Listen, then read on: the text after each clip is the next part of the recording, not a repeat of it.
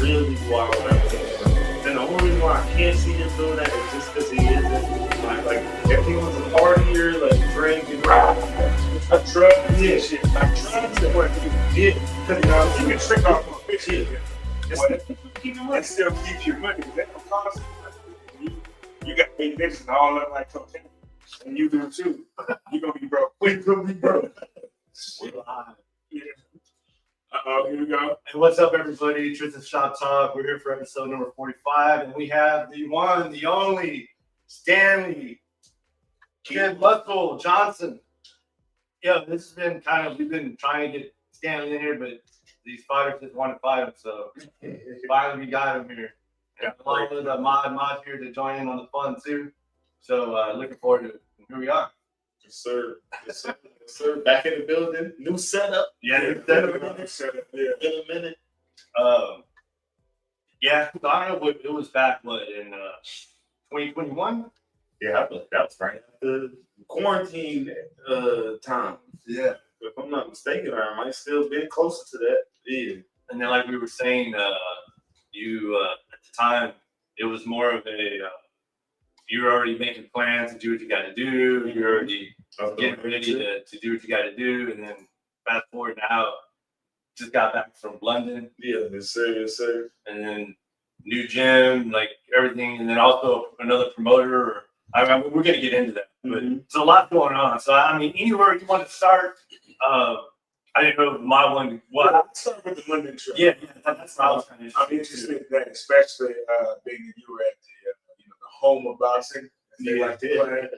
So, what did you think of London? And did you get to train out there? Did you get to see sort of their outlook on boxing? Do you think that their boxing scene is any different from the one we had in the USA? I'll say this for sure: the fans are different. Like fans obviously gonna root for the hometown guy, but like their fans are like they want to see a good fight. Like it don't matter who's fighting. Like if it's the UK and the US guy, like obviously they gonna root for that the UK guy. But if it's a fight, a really good fight, they going crazy. They showing love to both sides. Like that.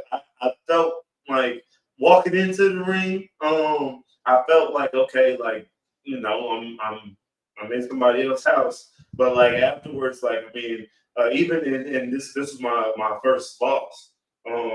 But even after that, like I mean, we had fight of the night. Like we was brawling. You know what I mean? And like they loved us out there, boy. Like I got so much love after the fight. You would have thought I won, like the way like everybody's talking to me and showing love. Right. It was really good, like really good scrap. And like I said, everybody was showing love. When I got a chance, I got out there like late, so we was trying to sit there and get everything done with the medicals and all that stuff. That was a whole nother hassle, like getting the medicals and everything done. It was literally Wednesday. I got my medicals done. Like there was some other stuff they wanted me to do. I sent it to their commissioner. Wednesday at like 12 Central Time, they were like, hey, you're good to go. Pack your, or if you ain't got your bag packed already, pack your bags. We booking your flight now. So my flight that they sent me left 4 hours from that phone call. So literally got my stuff. I already had my bag packed, so I was just like, man, I don't know if we're gonna go. Like we was still trying to figure out the fight was gonna happen. You know, that was literally the last day because if it didn't happen, I wasn't gonna get there till Friday. so I had to get there for weigh-in. This is March, right? Yeah, It's March, right? yeah. No, Was it April? the end of March. The end of March. Yeah, March. The fight was in April. The fight was April 4th, I believe. Yeah. But once everything got situated, like literally went home, grabbed my bag, hit up my roommate, made sure my dog was straight. Right. I'm hopping in. I called coach. I'm like, all right, hell, we gonna meet you at the airport. Blah blah blah. Get to the airport. Shoot, what was that? A 8-hour flight? Yeah, 8-hour flight. Soon we get there. That was what kind of got me though. But soon we get there, we talk to the promotion guys and everything, and they're like, hey, we send you an Uber. You got to go straight to weigh-ins. I thought weigh-ins was later on that day. So I literally hop in. We hop in the Uber. It's like an hour and a half ride to Epping. It was Epping, I believe, Epping, London. It was like a really like laid back country town. You know what I mean? Like suburban country town. It looked like Cyprus with way more grass. Yeah. Way more grass and hills and stuff. Right. But we got in there, got in the Uber. I'm knocked out in the Uber, trying to get some more sleep in. Soon we get there, we got to weigh in. I didn't have no crazy cut. I just had to get 2 pounds off, so I just hopped on. The funny thing was I didn't find this out till like the day of the fight. The gym that they were doing weigh-ins and stuff was the guy I was fighting. That's his gym. I'm being nice. I'm talking to the coach and everything. Like his coach was there because he's training. They had other pros there that they was training.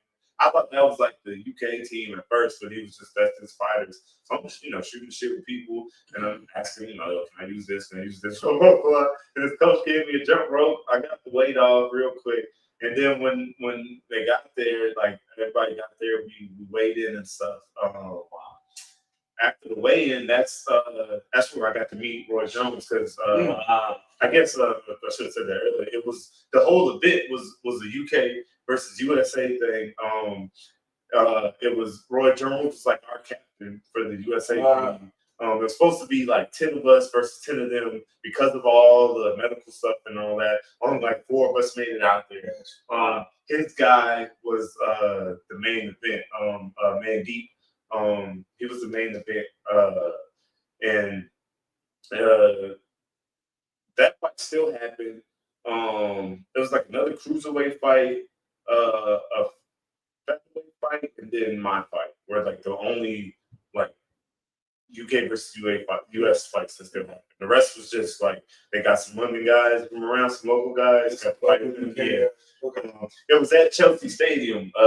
Really? Yeah. Stamford Bridge. Yeah. Wow. It was at Stanley Bridge. It was crazy though, because it was outdoor. No, it was like in like the garage, not the garage, but like the bottom floor of it. Which like that's not a knock on it because it was a nice setup. Right. It gave me like some like Fight Club vibe. Yeah. Okay. And It's kind of dark windows. Yeah. Okay. Maybe like literally, you're in the dark in the basement pretty much. But yeah, back to weigh-ins. Once we weighed in and stuff, I got a chance to talk to Roy Jones and stuff, which is cool. Got a picture with him.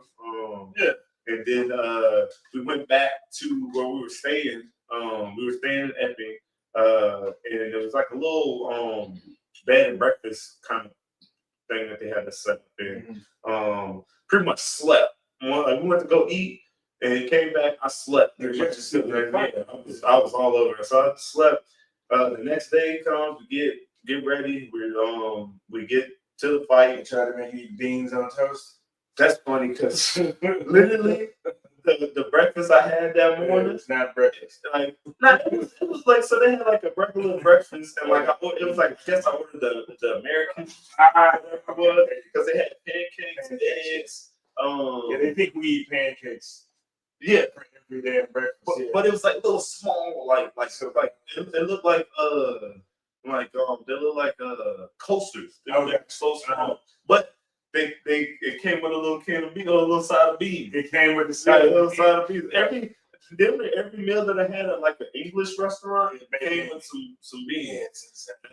Like I always thought people was like joking, just roasting English people when like they always said the beans was stuff. Yeah. But literally, if I went to like an English restaurant, Right. like anything I ordered has to be beans. Yeah, like it'd just be like a little side of beans, like you would get fries or like soup or something, just a little side of beans. Or like I try to throw you,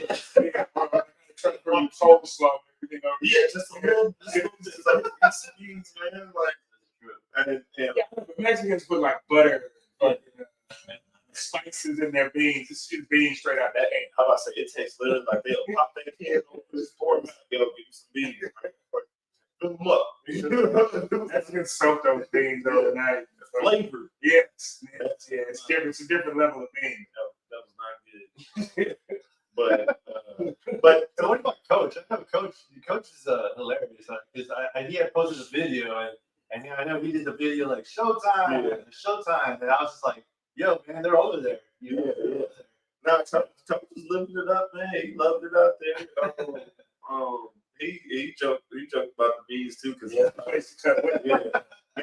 man, like and that's the thing too. Everybody out there fit. Like a lot of people always feel like I could go out there and I can eat a lot and I still be light out there.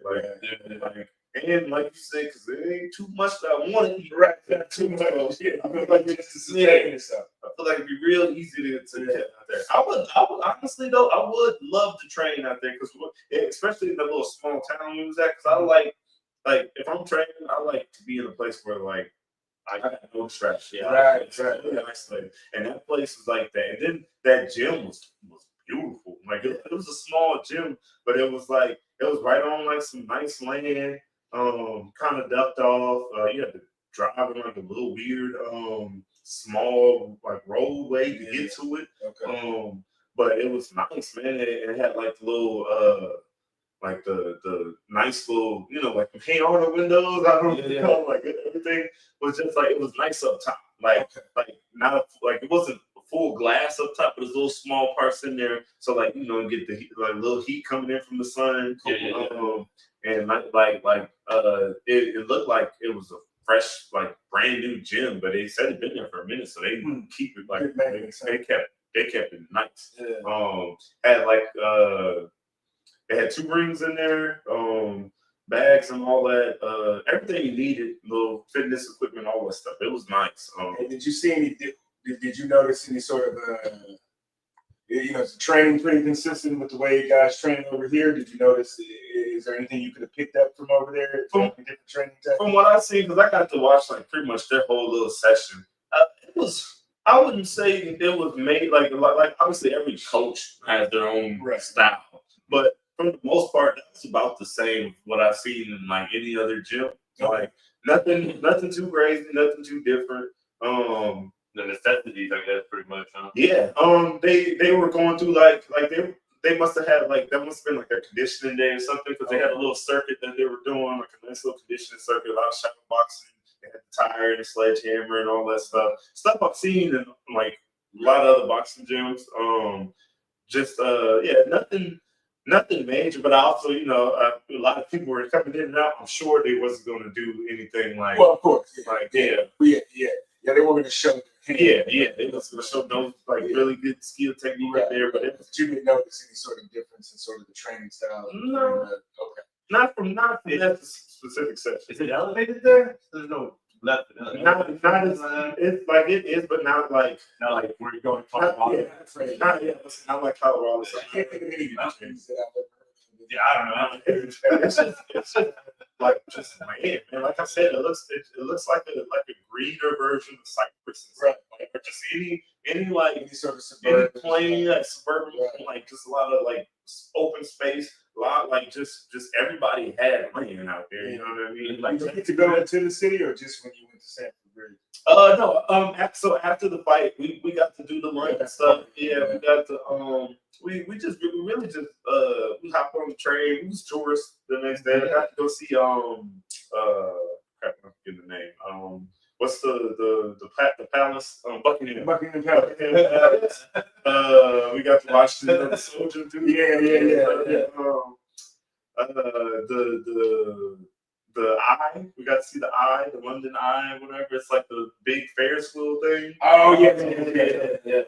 We saw Big Ben. We didn't like go in it or near it or whatever. Like where we were at was like on the pier, so you kind of got a good like see, like you can see the Eye and Big Ben and all that stuff. And we just traveled the city, just walking around, taking the train. Everything. Yeah, and like we didn't have that much time. We really just had that day to really go about. Like you really lose. Yeah, and then the train, like taking the train everywhere. So it's just like you just really need to. You need a guide basically, just like, hey, you should go here, you should go here, you should go here. Like the guy who was hosting us, he kind of gave us a couple of hot spots to just see and check out, and like some restaurants to go to.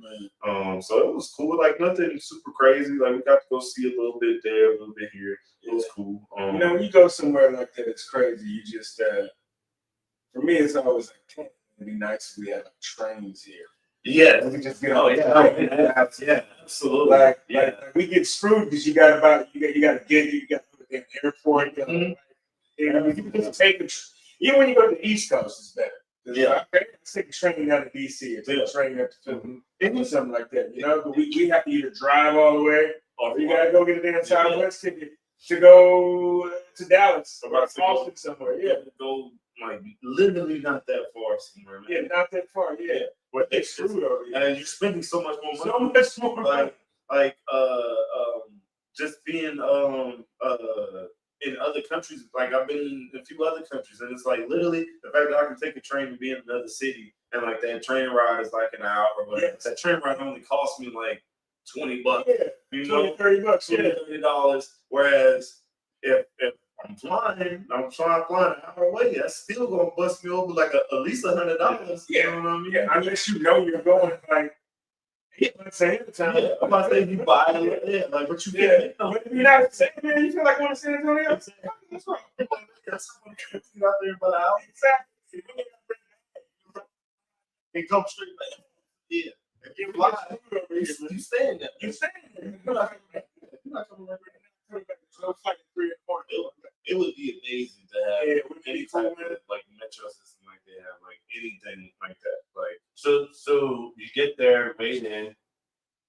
Like you said, you went to the other place, check it out, Buckingham and all that. So the fight wasn't far. No, we did all that after the fight. Okay. Yeah, so after I weighed in, I just went to go get something to eat, and then I literally went back to the little bread and breakfast we were in, fell asleep, and slept till get up, go to breakfast, and get ready for the fight. You didn't get any time to get that jet lag. Man, No, that's what I was curious too. So then, like, I mean, you were you feeling a little off or? A little bit, like, because even with the start, like the fight started off rough for me. Like the first 2 rounds, like the first round, like I'm moving, I'm doing decent, and he caught me clean. He caught me clean in the first round, dropped me, got back up, and got out. Like I wasn't in survival mode. It was just a good flash shot.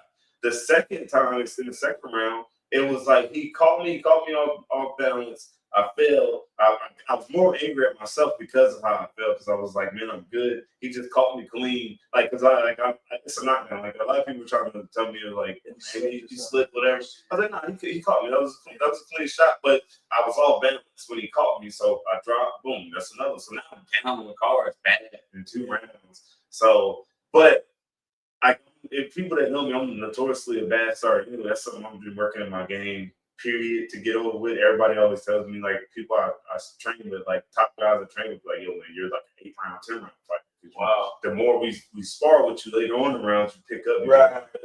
And that's what happened with this fight, man. Because on the cards, I won the last 4 rounds of the fight, but I got 2 10-8 rounds, man. So it was over. You know, I'm coming back. Like I'm getting him in these last 4 rounds. But at that time you started getting acclimated, and you were like, I mean, shoot, a good shot will wake you up no matter how you know what I mean. A clean shot will wake you up.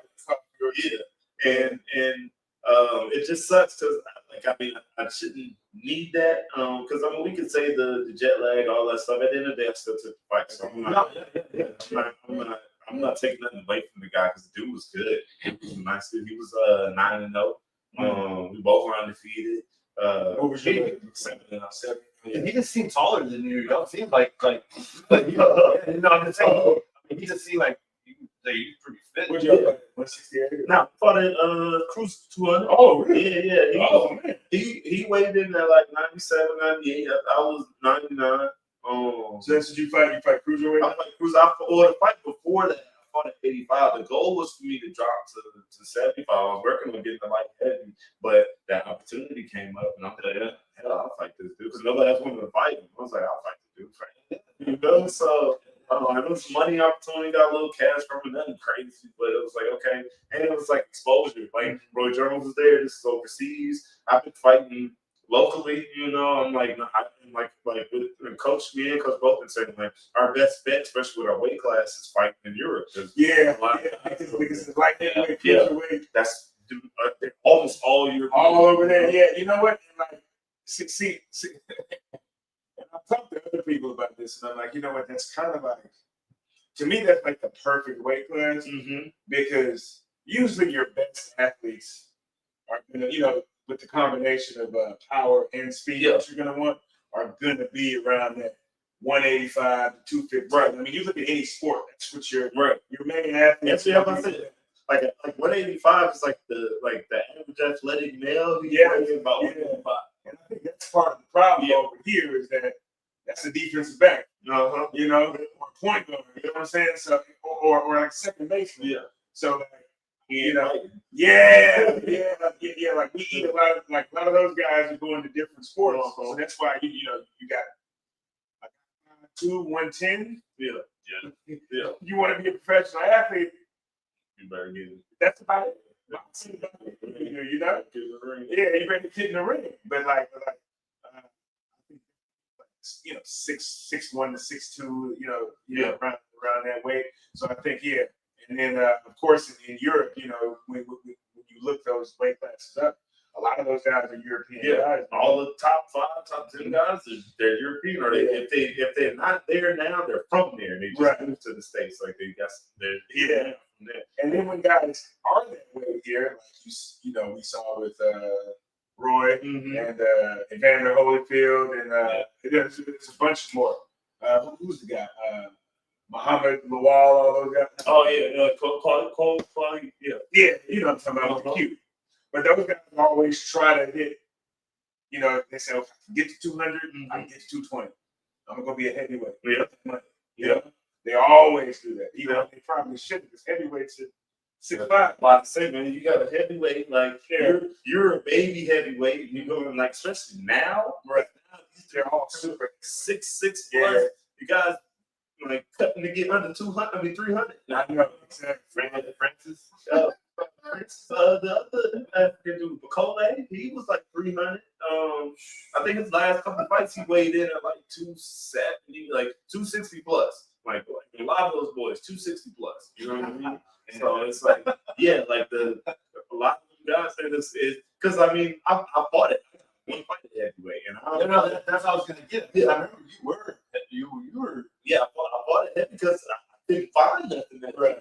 The dude that said he wanted to fight me, he was like he told the team, he was like, man, they said he can't get below 210. So I was like, all right, man. Or he can't get below 210. So we said, okay, whatever, we'll fight him at heavy. It was like he just can't be higher than 210. Right. And we fought him at heavy. You beat down. I beat him, that was in Atlantic City. Fought him out in Atlantic City, Raphael, Carolina. I think he about to do a title match. I see his. I forgot who he fighting, but he about to do like a title match or something. But yeah, man, it's like finding that weight here is almost impossible. Yeah, because like Kazagi, right? Did he fight a lot of like light heavyweight too? He fought at like a lot of light, and some super middleweight. And I was gonna say 68. But it's like a lot of times, like these guys have like, or if you're in Europe, you're good. If you're in the States, it's like, man, if you ain't got somebody willing to put the money behind to find an opponent, you got to travel. And we cool with traveling. It's just we had to get our name out. You know, now luckily, even though like I said, I took this L, it was like a blessing in disguise because of what I did in the fight. I got a lot of like the fans out there were showing me crazy love after the fight. We had cockfighting tonight. The management. I just signed with Eruption Boxing for management.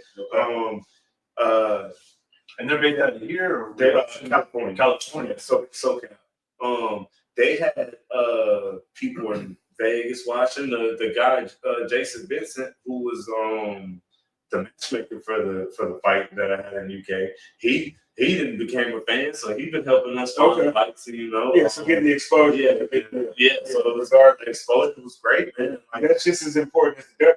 That's going to get you more opportunity, more fights. Like I had like 3 fights come across my board since then. I didn't say yes to everything. I said everybody watching. I said yes to everything. No, like everybody did not. No, but that's what I'm saying. But I feel that sets you apart from everybody else because you're very versatile. Yeah. You gotta go this way, then you go that way. You gotta go this way. I've been out all fights like that. That's true. I mean, because I saw you like you were. I mean, I guess you at the time 4 years ago. How much were you weighing? Yeah, sure. I mean, you were more than 200. You were like 220 or something. No, I was not. Why? Because the amateurs, and the funny thing is, the amateurs, I didn't fought in 3 different weight classes. In the amateurs, I started off at 78, then I went to 89, and then I finished at 203. So, and amateurs is the same thing. I'm like, wherever the fight is, we'll fight. I won titles at 203 and 89. And the only reason I didn't get nothing at 75 is because we bumped up. Like I was fighting. Like, man, I'm like, yo, whatever fight was offered, or like we had to travel as amateurs because it was hard to get fights. Yeah. The problem too with me, I spar a lot of people here in Houston. Like I spar a lot of guys. So like, even if people don't know me, they know of me. They know that guy from Paradigm, that guy trained with Coach Leroy. Man, that dude don't stop punching. He don't play, you know. Word of mouth come around, so then my name comes up on them cards. Then it's like I ain't got no opponent, you know. So we started traveling. We went to Canada for a tournament. No, that's another one. Because I remember you were to my brother. They love me in Canada. Yeah. I said you might go to Canada and put in work. Yeah. Okay. So. Do you think that, like, particularly with the amateur career, because I've met guys here who are amateur fighters and stuff. When you go to the East Coast, you know anybody from the East Coast, everybody got an uncle or cousin or something that fall golden gloves. You know, it's a lot easier. You know what I'm saying? To have your amateur career back east. You think it is? Is there a lot more opportunities there? I would have said that if you'd have asked me that question about 6 years ago. I would have said that.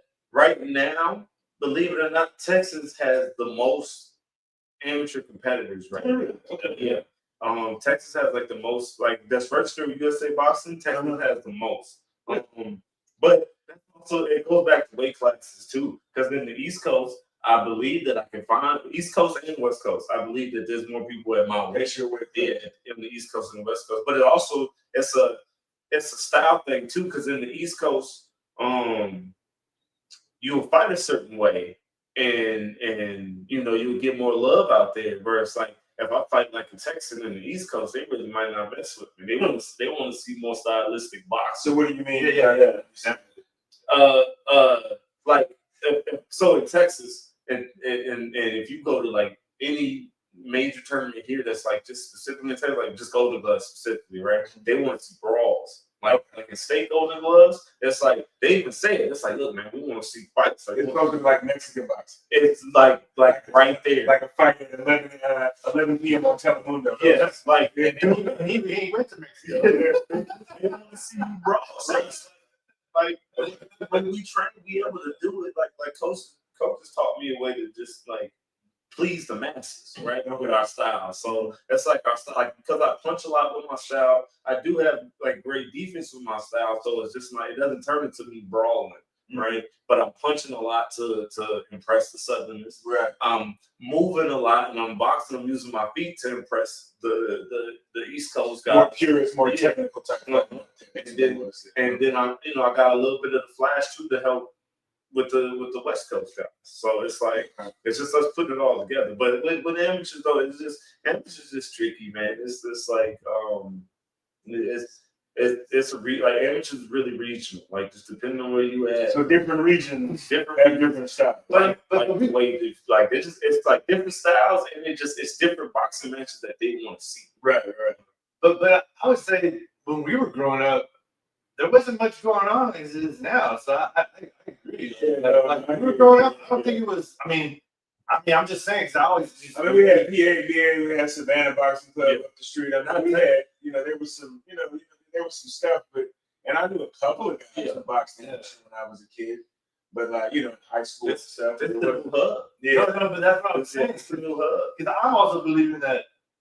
I hate to say it, California's California, but I think, like I said, Texas now, Houston, we're like the middle spot. Well, also, everybody's moving here from those. That's gonna bring that with it. That's exactly what I was about to say. So many people have moved here that now it's like it's just becoming a hub just because Like of a real melting pot. it's just everybody's here now. So now you got so many different gyms, but now you kind of got a little bit more styles here too, because you got East Coast guys moving.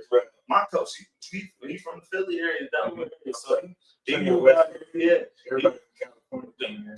It's crazy California, like so many California people coming out here, and like I know I can International folks. yeah, I know like 4 or 5 coaches right now like that's from the East Coast. I know another 4 or 5 from the West Coast, and like you just said, one of my guys that came in the spar today this morning, their coach, he's from like European area. You know what I mean? So it's like you got people coming from all over. Have you noticed how many Australians are just all over the place? It's just like, I was in O'Reilly Auto Parts, and I'm like, where are you? Are you from? Where the hell you from? I'm Australian. An Australian couple. I saw an Australian couple at the gas station.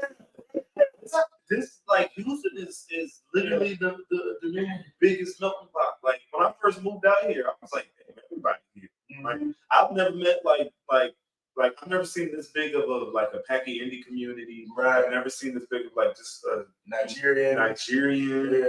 Like I've never seen this many different people in one area. You know.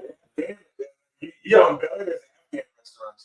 It's everybody's here. Like, food is there. Yeah, literally everybody's here. Everybody likes watching fights. It's watch fights. Well, not everybody, no, that's like a universal spread. Everywhere, there is some sort of combat sport, and there's a national combat sport from everywhere. And then, like, when you really look at it, boxing is, MMA there too, but boxing's sort of like the lingua franca. It's like the one that communicates to everybody. Like it's the one thing that exists everywhere. Right. You got Canadian fighters. You got, you seen some of that? Like these dudes do with some of these gyms in Africa. Like make weights and weights. It's insane, man. You know how barefoot going? No, but the one thing I want to come back to is the Mexico thing. Dirt around. That was why. But I feel those venues. No. So he went to the venue. So one of the other boxers that he boxed with, she was recorded, and I thought it was rude, but and I told Ruth, I was like, yo, there was like dirt around the floor. She goes, yeah, but I told her, I was like, yo, I believe that's when you see the best fight. Yeah, so you see the good shit. So they had to I actually like fighting.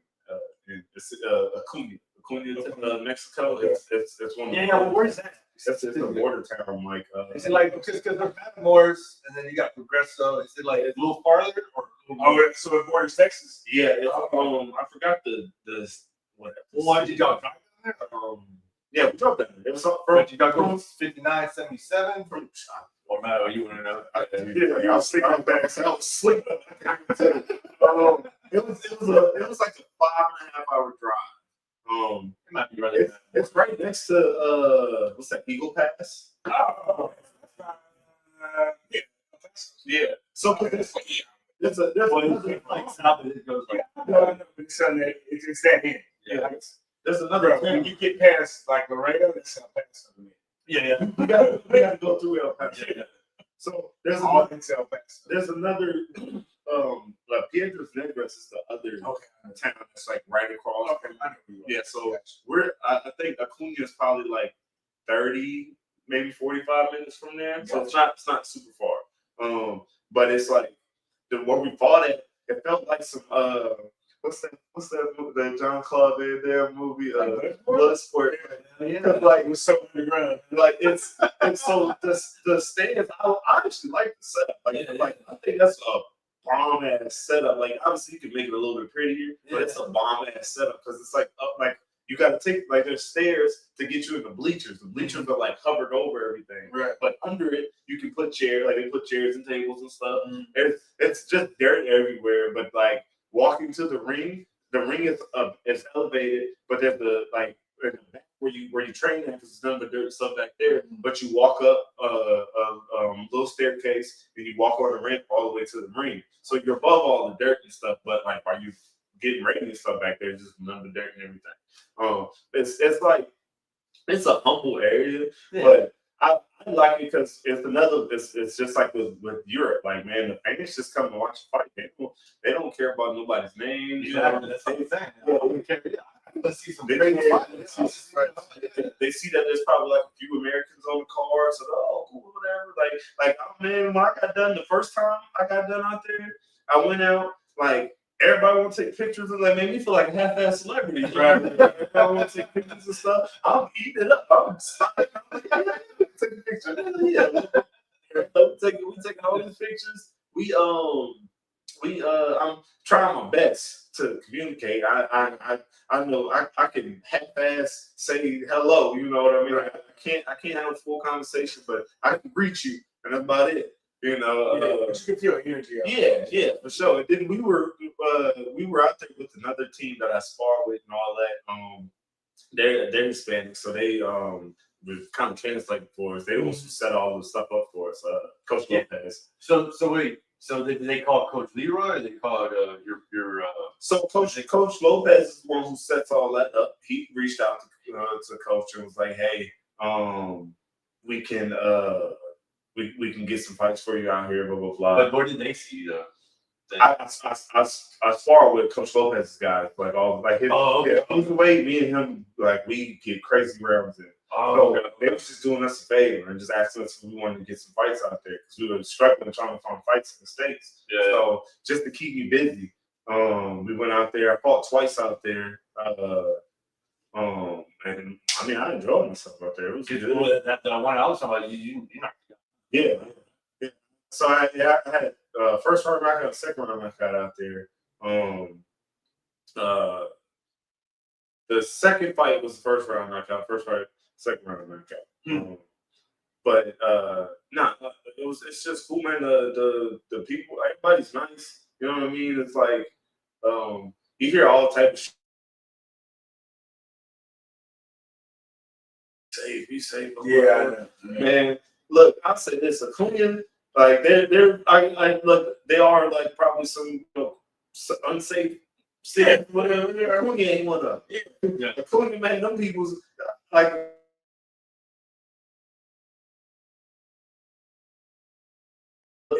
You go to the restaurant or whatever, tell them you speak English. They got somebody that can speak English, or they can they do their best or whatever. Right. Everybody's nice.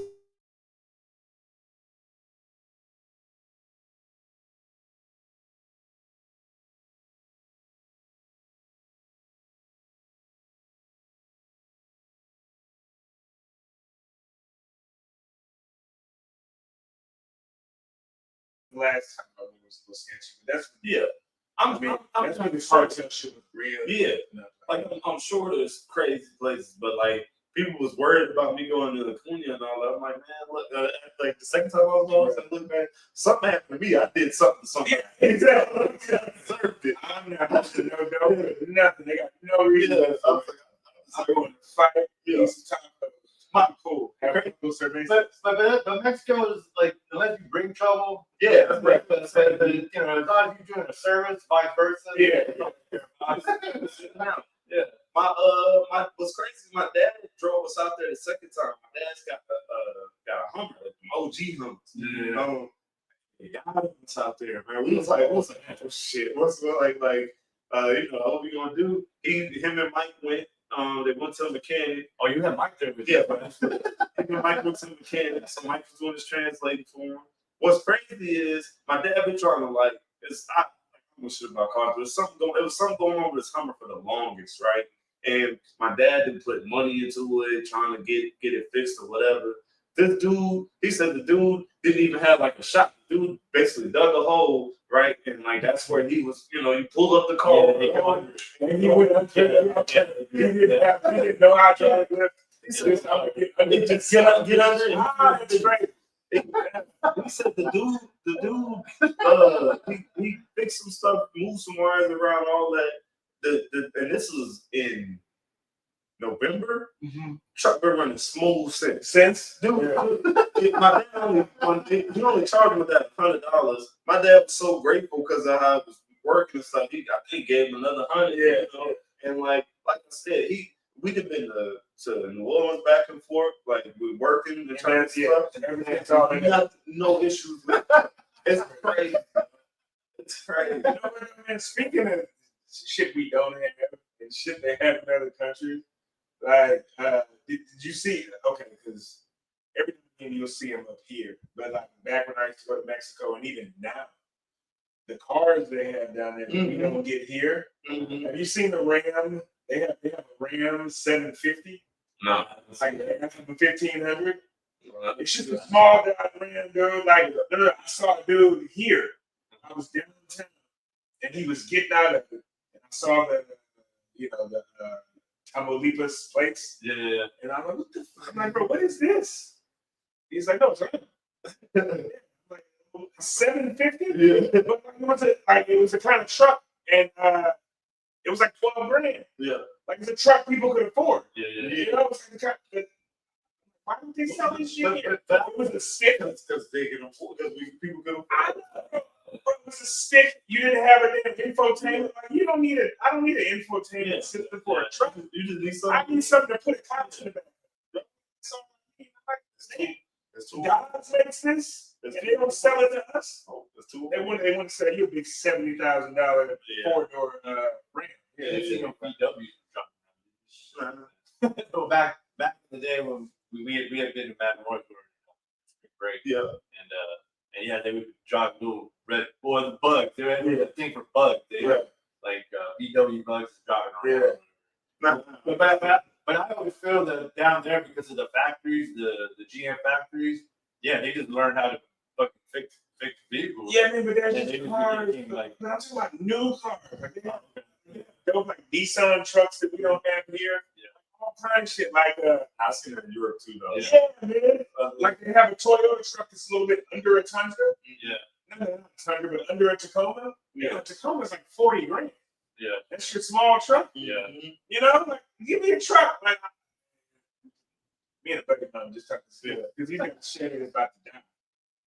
He's like, I want another truck, but shit, they're all $70,000. I was gonna say, you got to make a real life decision trying to get. I want a leather seats. I want the kind of truck you take a hose and use hose inside of it. He's a work.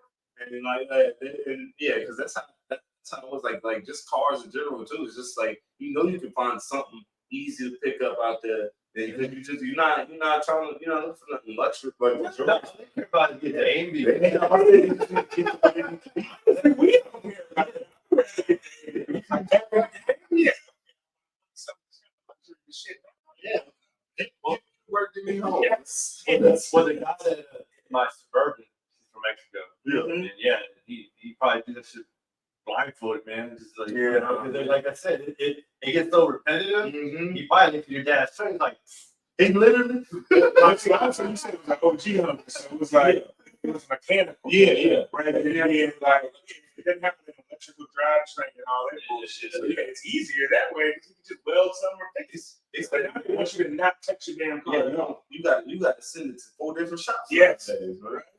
because I went to O'Reilly's and there's some, I was like, yeah, man, I gotta figure out how to get under. He was like, man, well, my uncle, and then that's funny you mentioned, he goes, shit, sometimes we just dig a hole. Yeah. Bro, man, I'm like a hole, man, you get from the body. Yeah, do whatever. I never thought about that. I go, but man, I'm by myself. I can't dig a hole. Nah, bro, I'll figure it out.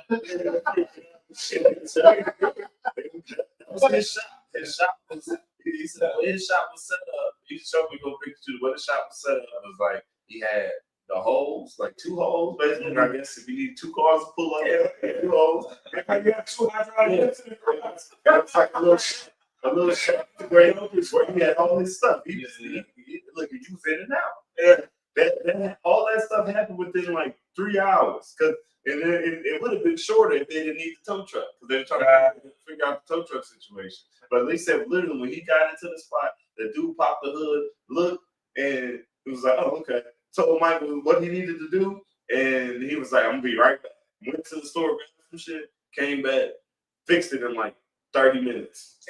And like I said, my pops have been in multiple places I hit him and put like cash into the truck. Yeah. He was so mad because he was like, "Man, I didn't put like a couple grand into the thing." Yeah, this dude fixed it for $100. And like look, I've been riding with my dad in the truck sometimes. I be like, "We gonna make it," you know. Right. That was his dream car when he first got it. It was one of those original hundreds that Yeah. they actually like brought from the Yeah. Because that's what he was dropping when he was in. Like, he just feel at home and he feel at home. But I mean, it's been like up and down for that thing, right? Since he's been there, he ain't had to do nothing to it. And I used to go, I would go pull up on him, and I see this man working on his damn truck almost every day. If he doing anything to it now, he cleaning. Yeah. He cleaning. Yeah, but he's in a committed relationship. Yeah. Like trying to keep it alive. It took $100 in Mexico to get a few more years in, right? So it was Mike, you, your dad, Coach and Ruth.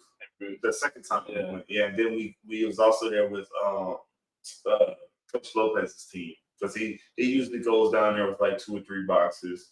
And like if he's on the card, he'll reach out to us and be like, "Hey, the card coming up." Because the guys that they fight, whatever their management team is, he probably has like a full stable of guys, and it's easier for him. You know, the more fighters, the more guys he can bring, the more like it makes more financial sense. He's got to move these guys. So I think they're like 4 hours from Columbia. Yeah, so he moves those guys over there to get them out there to fight us and stuff.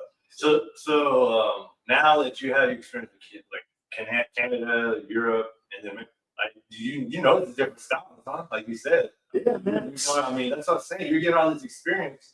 So all these different styles. The one thing I think I've been blessed with is being able to be in the ring with a lot of guys. Not only have I've sparred or fought in different countries, different states, and stuff like that. Like this last camp, especially, I've been sparring with like top guys. I'm in there with Darius Foldren from Four Corners. He signed the Golden Boy. Robin Safar, I was working with him a lot. He also just signed the Golden Boy. So like I'm like, and he's like top 10 in my division right now. So like that was like easily the best work I've ever been in the ring with, you know. So I'm blessed to like spar with these guys. I'm also blessed that these guys like to spar with me, right. You know. So I get calls back, and like with Robin was his team was hitting us up and was like, "Hey man, we want to get some work in with you, blah blah blah." And like I learned a lot, man. And like that's why like I like sparring guys like that, because like when I spar these guys that have been in the ring so much and that have like fought top guys and stuff before, like because I think Robin's last opponent before this last guy was Kovalov. And he beat Kovalov, you know. And then like just watching. Because I watched that fight, and then I watched, just watching the sparring session. I was joking with him like before they left to the last fight, because I did something he did to me in sparring to another person. Yeah, it was just a move I took, you know. Right. It was a slick move. It was just like a little quick move where he just grabbed me, turned me into a body shot, right? Like it's like the way he positioned my body. I thought I was safe, but I wasn't. And like I remember when it happened mid-fight, I'm like, hit and like I'm moving, I'm like, that's some good shit. Like in my head, like, damn, that's a good ass move. And I watched the tape, and I was like, okay, that's how he was doing. Okay, I'm about to steal that shit. Yeah. And I tried it on him one time in the match, and like we even talked about it, because he was like, yeah, man, fuck when you tried to do that shit. And I was like, look, man, I'm the type, I don't care who you are, how good you are, you can be brand new in the gym. We got some work in, and you did a move on me that worked and it was nice. I'm gonna work on them still, because ain't no patents on boxing. No. So I'm like, a lot of guys got moves and stuff. Like working with him, working with Darius, working with some of the other guys I've been in camp with, Joe McClellan, like a lot of these guys, when I work with them, like they been in there longer and like they got it's the little small tricks and stuff that you only see pros do, So when they do that and it works, coach tells me all the time, like, yo, something works when you take it. And it like I do, but I haven't as much as I should. So lately, that's just what I've been trying to add to my game. It's just like, hey man, somebody does something nice when you work on it still and see if it works in your game. If not, I'll just put it in the bag and figure something else out. But even just doing that has helped elevate my game so much. And just being in the ring with these guys, like, cause it's experience, man. That's what a lot of people get too comfortable sparring guys they know they can beat up, or sparring guys that they done been in the ring with for many times. Right. Now, man, you got to challenge yourself. You got to get in there with killers, man. Like you ain't got to sit there and spar a dude that's dropping you every day. You know what I mean? Yeah. But like it helps to get like you to take it into those deep waters. You can know if you built for that, like because the first time I sparred Robin, shoot, he kicked my ass. It was not a back and forth session. He beat my ass. Like it was, I didn't feel some type of way. I'm like, shit, man, that's what the top feel like. Yeah. What was that? That quote from Khabib? What did he say? He said, "I take people into." What he said? I take people into deep waters and they find themselves. Yeah. And you know what? That's funny because that's exactly what happened. He took me to deep waters, and I was like, okay, and like in my head, because it was more of like, how many rounds does he have to just like? I mean, how many when I went in for that time, we did 4, but was it 4? Yeah, we did 4, but they do 4-minute rounds. So he was when I don't know how his camp really does it. And I'm not trying to put none of his business out there. Just doing that time or whatever, we just did 4-minute rounds. Okay. And that was another thing. My 4-minute round. You got a minute, man. Yeah, 3 minutes. Yeah, but that helped me too. I started for 2 minutes. Yeah. And I don't see how y'all do this. Man, look, I was telling myself that. It's like you have a street fight, like you set up, you watch a bar fight, you fight. When he fights in the neighborhood, that's 35 minutes. That's cool. That don't take long. That fight lasts longer than a minute and a half. Them dudes gas out. Yeah, they're like, okay, we can be friends. Yeah. Or at least not gonna talk. They're holding each other. It's over, right? But not that those sessions kind of put me in like made me realize, okay, there's parts of my game like my cardio too. It's just like I've always thought I had amazing cardio, and that fight just made me realize, hey, you do got good cardio, but it can be better, And then when I got in there again with them, like them 4-minute rounds started to feel a lot less or a lot shorter, Like I did a few sessions like that with them, and I was like, okay, like this ain't like I remember one time we did 5 rounds and I got out, and this coach said, all right, get out. And I'm like, we done? Like, in my head, I'm like, he's like, no, that's 5 rounds. So that's fine. Like, I'm surprised at myself. Because I'm like, damn, okay. So the 4-minute rounds ain't hitting like they was hitting before. Yeah. And I was like, damn, okay, my cardio's better. My cardio's a hell of a lot better. And then it's crazy because then you get in rounds, like you really see the progress because you spar guys like that, and then you go and you spar somebody that's not on his level, and then you realize, oh, okay, it's a lot different. Like the game slows down for you at that point because now stuff that guy was throwing at you that was new or just too fast or it was just at a higher level.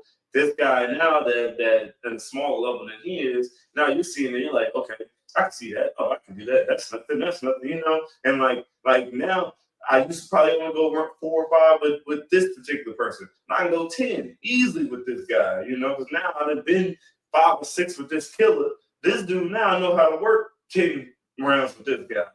I can move and do 10 with this guy. So the way I'm thinking is like when you're in these fights, like I always bring it in here like the milliseconds. It's like down to milliseconds. So I feel when you get into your level and your levels, Yeah. I mean, you're at a high level, man. And then I feel, yeah, you can like flip back and dissect certain things, and then your millisecond, you're like reacting to do it because you have that experience. Yeah, no. That's what I feel like with boxing, man. Y'all got so many levels. Because like you said, so many people, they watch boxing, they think, oh man, this is bro, there's levels to it. Yeah, So many levels to this. So many And levels. it's like you're breaking it down right now. I'm like from the Mexican fighter, Canadian, Europe, like and then now you got it down to a science in a way, like where you're breaking these fighters down, where you're like you're grabbing from this. Oh, I've seen this. I've seen man, Well, going back for me too. I'm sorry, but like when it comes to just certain things, just any sport, just certain sports you're into, but particularly boxing, because that's one where big fights happen and there's a party, right? Everybody, your chick, everybody chicks there, everybody's son's there, you got casuals there, right? And like, I trained, when I was young, but I never fought but I have so much respect for it. And I understand what I'm seeing, when I'm watching. And, it's boring. This is that. I'm like, I don't know what you're watching. Yeah. It's not boring. You see what these people are doing. Does that ever frustrate you? And also, I wanted to see, I referee basketball, right? So there's certain places you go, like Dallas, Fort Worth. It's the reason why they win state championships every year out of that area because, when you go somewhere like that, those people are very astute basketball. Yeah, they know what's going on the court. Yeah. So if they scream at you, it's because you damn, they can notice that. In Houston, be like, nah, he did it. You can, okay, my bad. I didn't know, ref. Yeah. You know what I'm saying? DFW, you can't get away with that shit. So I said all that to say, these places you've been, have you noticed where the more astute boxing fans are? The ones who kind of respect their fans. No, absolutely. And to start with just how people look at it, right? Like the casual fan. I'll say this: it used to bother me a lot until I started coaching. Once I started coaching, it was just now I just got to understand that at the end of the day, because I deal with parents so much. Yeah. And like a parent, a parent will sit there and try to tell you all types of stuff. And it's like you ain't never been done this before. So it's like I get what you're saying, I get where you're coming from, but at the end of the day, you haven't done this. So let me do me. Right? So I'll be at fight parties and stuff myself, and then I'll sit there like, this I know. They locked in right now, in a blind, in Calvin person's eyes, it's like nothing's happening, nothing's going on. Somebody, dudes are playing chess. Yeah, somebody that's been in it. Yeah, somebody that's been in it sees that whole little game that they're playing in their head right there. They're like, okay, like while y'all sitting there bullshitting, something about to happen if y'all shut up 2 seconds. I know it's about to get crazy. These dudes are trying to figure something out. There's certain fighters where you could go places and people like, what the fuck? Yeah. And you're like, shut up. It's like, and I remember these guys like Timothy Bradley was one. People always give you, what the? Yeah. Or Hopkins even. Yeah. Guys like, no, you don't see what these people are doing. You don't see how this man's cutting off this ring. Yeah. You don't see how he's dominating this fight. You don't see the work. All you Steven Smith, all you're doing is hoping. You're just hoping for the in your opinion, if two dudes ain't bloodied and bruised and look like they got jumped by the end of the fight, it's a bad fight. Right. If two dudes barely got any cuts, but there was a lot of little small action. Because I seen one thing, dude was just breaking down. Who was it? I'm not gonna waste time trying to figure out who it was, but it was an older fight. And he was just breaking down the defense part of it, right? Within like 20 seconds, a certain amount of punches was thrown, and the guys were defending everything, right? But and the casual eyes, it's like, man, shit, they hit each other. But you so busy, man, that nobody got hit. Right. You not really respecting the fact that nobody got hit. That's That's an amazing Yeah, part. the fact that nobody got hit in this whole sequence, punches thrown on both sides is crazy. Like, Yeah. these dudes are defensively These dudes sound are right now. defensively So sound. Yeah. imagine when something happens or somebody does get hit. That's a lot of work that went into place just for that one shot to Or win. the thing when that guy was throwing more punches, he had to win. He's Yeah. more, no, this guy dominated the fight. He kept him right there in the corner the whole time. Did you not notice that? The time the guy tried to leave, get out of that corner, he was able to get him back. Are you paying attention? You watching the punches that he just blocking and tapping. I'm like, he didn't show it. You don't see the little slip shots coming in between and all. Right. It used to be really hard for me to watch boxing with a casual crowd, but I feel like coaching has helped me so much because, like, I talk to people every day that don't know what the hell they're talking about. And they want to sit there and talk to you like they know what they're talking about. So I've learned to deal with that. Yeah, but it's even crazy to me because now they have the super slow motion camera, and then they'll show you exactly what happened in that sequence, and people will still sit there and deny it. Yeah, she's like, Did you not see the punch go hit him right on the shoulder? I mean, it sounded off hard. Like he might have hit in the face, but he didn't. They don't respect him. No, but I feel big off that one. Most people when they see somebody lose, and I'm like, no, like you don't understand. Like a loss is not all. I mean, a loss is a loss. A loss is a loss. But I think we had talked about this a while back. I always just understand it when I was younger. Maybe we did.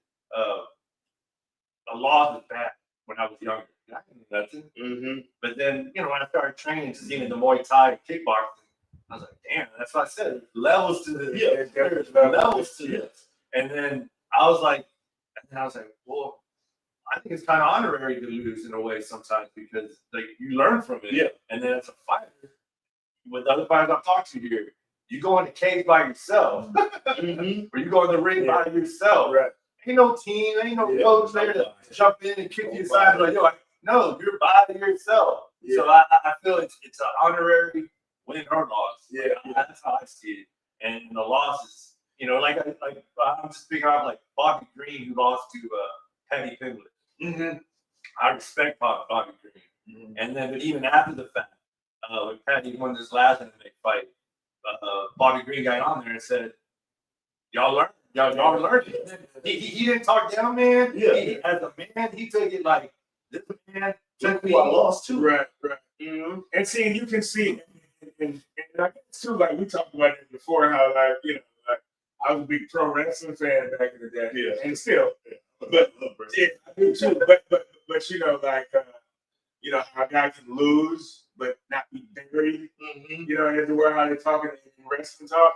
So like, in a loss, and especially like in a fight, you're probably either supposed to get just blown away, and then you make a good showing, and then you show some things. You go into those deep waters, and you find yourself that that could also, okay, this guy's gonna be something. And one of those things, I remember Mayweather Canelo back in the day, and Canelo was like 23 back then. Yeah, I think he was like 23. Dominated him. But you could see, you're like, okay, he's just way smarter. This There's experience levels. This guy's gonna be a monster. It didn't look for this fight like that. Yeah. You can see like he's gonna be a monster. He just put that shoulder in the way, but shit, in like a couple years, that punch will go right there, right over top of that shoulder roll. You can see that, and you can see those things, and that's the stuff that you can look at when you can really analyze it. Casual stuff. I almost hate, I want this, especially the sport of boxing, because it has its ups and downs. Like I would like it to be like as big as it should be, and as big as it was like back in the 70s and the 80s. Because I remember that. I'm 44, so I remember my parents fight Sugar Ray fight parties in the 80s. Hell yeah. Watching Sugar Ray. Tyson fights. Hell yeah. Holyfield and all that, like how it was back then. Like every month. There was a fight that everybody knew. Right. You know what I'm saying? Like some contender, something. It's probably even better in the 70s when you had all those damn heavyweights everywhere, I would like to, but then at the same time, when you just somebody just stupid as fuck talking to you, and you're like, God damn it, you don't belong here. I don't want you to be the culture. The culture has it is and to finish your question, it's honestly just the American culture for boxing. Right. When like in the UK, like I said, man, I lost that fight, but dudes was like people were showing me love to the point where like I was fucked up at the fight. I mean, that's my first pro loss. Like I'm in my head, I'm thinking all the dumb shit like nobody gonna fuck with me no more, man. I just lost, blah blah blah. People coming up to me like you ain't got to say a word to me. Somebody coming up to me like, hey man, it was an amazing fight, you blah blah blah, you did this, man. I'm a fan now, man. Blah, blah, blah. I got fans on Instagram and stuff. I know but you never just there's some Stratford upon time or some goofy ass town. They just love the scrap. They just love, and they saw something in you, and they're like, this guy's a warrior. It's technically very good. They can see that. Real, but like he was selling it. It's like, but like you were saying, you gave us the story, but let up to it. Right. Taking it from Artie Spears for that meeting, but he says nobody cares about the journey. You know, that's it. End result. They you want to, hey man, well, I have to do this. Bro, I'm not gonna give it, but like, did you win or you not? Like, nobody cares about the journey. They took Ricky Bobby serious. You came first, you last. They took that shit. And even his dad was like, I was drunk as fuck. That shit's stupid as hell. They're second or third. No, but they take that shit serious. That's it, man. Like they have that mentality. And there's people who've never, like, you didn't even make JV. Yeah. Well, shut up. You've never done it. But you shit on people that are doing. Yeah. You not see what these people are doing. But like you said earlier too, though, you trained, you've been around fighters and stuff like that. A lot of times, that's the only way people will see it. The only way. And I'm telling you, covering fights ringside, and you see the shots people take. You hear it. You feel it. I don't know that sweat, spit, whatever. And it landed right here on my forehead. And I'm like, I wouldn't have taken a knee. I would have fell, I would have rolled out of the ring like that's it. Yeah. No, but this man stood from giving like some of those shots you see people take like, wow, like being right ringside. You're like, hell. It always feels like a watch, like I said, even at the Fury fighting, like it's like crap. I'm like, it's weird. It's weird. It's kind of the sound. You don't know where it's at, but it's like a click. Yeah. And then you can feel the energy of the crowd. Like, ooh. Or they go crazy. Yeah. They get up and they start just, once you hear this crap, and you'll see that shot this dude neck didn't even move. Yeah. I'm like, you know the preparation for it that it takes for a guy to take a shot right here, hard as shit, and his neck don't even move. So you know how much of this? Yeah. That took level. To this, that took. It's crazy. How much behind the neck press it took for that to get like this? I think the fan base all around in a lot of sports would change if somebody just had to do it. Like in combat sports, if you just had to do whatever sport you make it fun of, you make somebody do that for a one round. Yeah. Right? One round, I'm talking professional round. Yeah. You make somebody box for 3 minutes, their whole perspective on how fighting is going to change. Because a lot of people haven't done it. I got friends that see me box, see me train and all that. But I've got friends that came to watch me like actually train. Yeah. And they see how me and coach train, like they see how we really get it in. And then they'll be like, damn, bro, y'all been doing this for this long? Right. And I'm like, yeah, but it's in preparation to fight for half of this time. For half of this time. You know what I mean? To fight at a different pace for half of this time. Right. And one of my best friends, he tells me all the time, he's like, bro, I respect you because I've been punched in the face before. That's what I'm saying. You can tell how many people have never been in my case. Just based off that. How did you never had a fight? How do you got dropped? It's like, you've never even been in a fight in 7th grade. If you can't tell, like, you should have more respect for this in 7th grade. This was a grown ass man. Yeah. Somebody with 8-ounce gloves on. Man. You mad because he couldn't take that shot. And people really think like, no, the gloves are there to protect. The gloves are there so that people can hit people in the face more. Yeah. That's why the gloves are there. The gloves don't make that shot soft. At all. And to make sure that you get cut a little, not as soon. But the glove is horrible. Yeah. Because it just makes sure that if I just hit you before you all day. More. But if I was like this bare knuckle, I wouldn't be doing it. The glove protected me The more. glove is protecting the fence, not the person's hand. Well, it's Not the person's body. What's crazy? Okay, so I was watching a fight with my girl, and the dude got hit. He got a liver shot, right? Oh, And he got a liver shot. Wow. And then dude, and he was like, all right, fuck this. Uh-huh. They took a knee. She's like, what happened? I was like, he got hit in the liver. She's like, what? She's like, yeah, this is called a liver shot. She's like, this is horrible. People are hitting people in the liver. I'm like, it's like a fight. Hit somebody in the head. I explained that to my mom because we was watching. You see the Team Combat League? Mhm. Yeah, we was watching one of those, and the dude took a nasty liver shot, and she was like, do those shots really hurt that bad? I was like, man, that's worse than a head shot. I was like, you talk to guys that's been in there, they rather get punched in the face than get punched in the body. You conscious for that. If I get hit up top, Yeah, you got drop speed.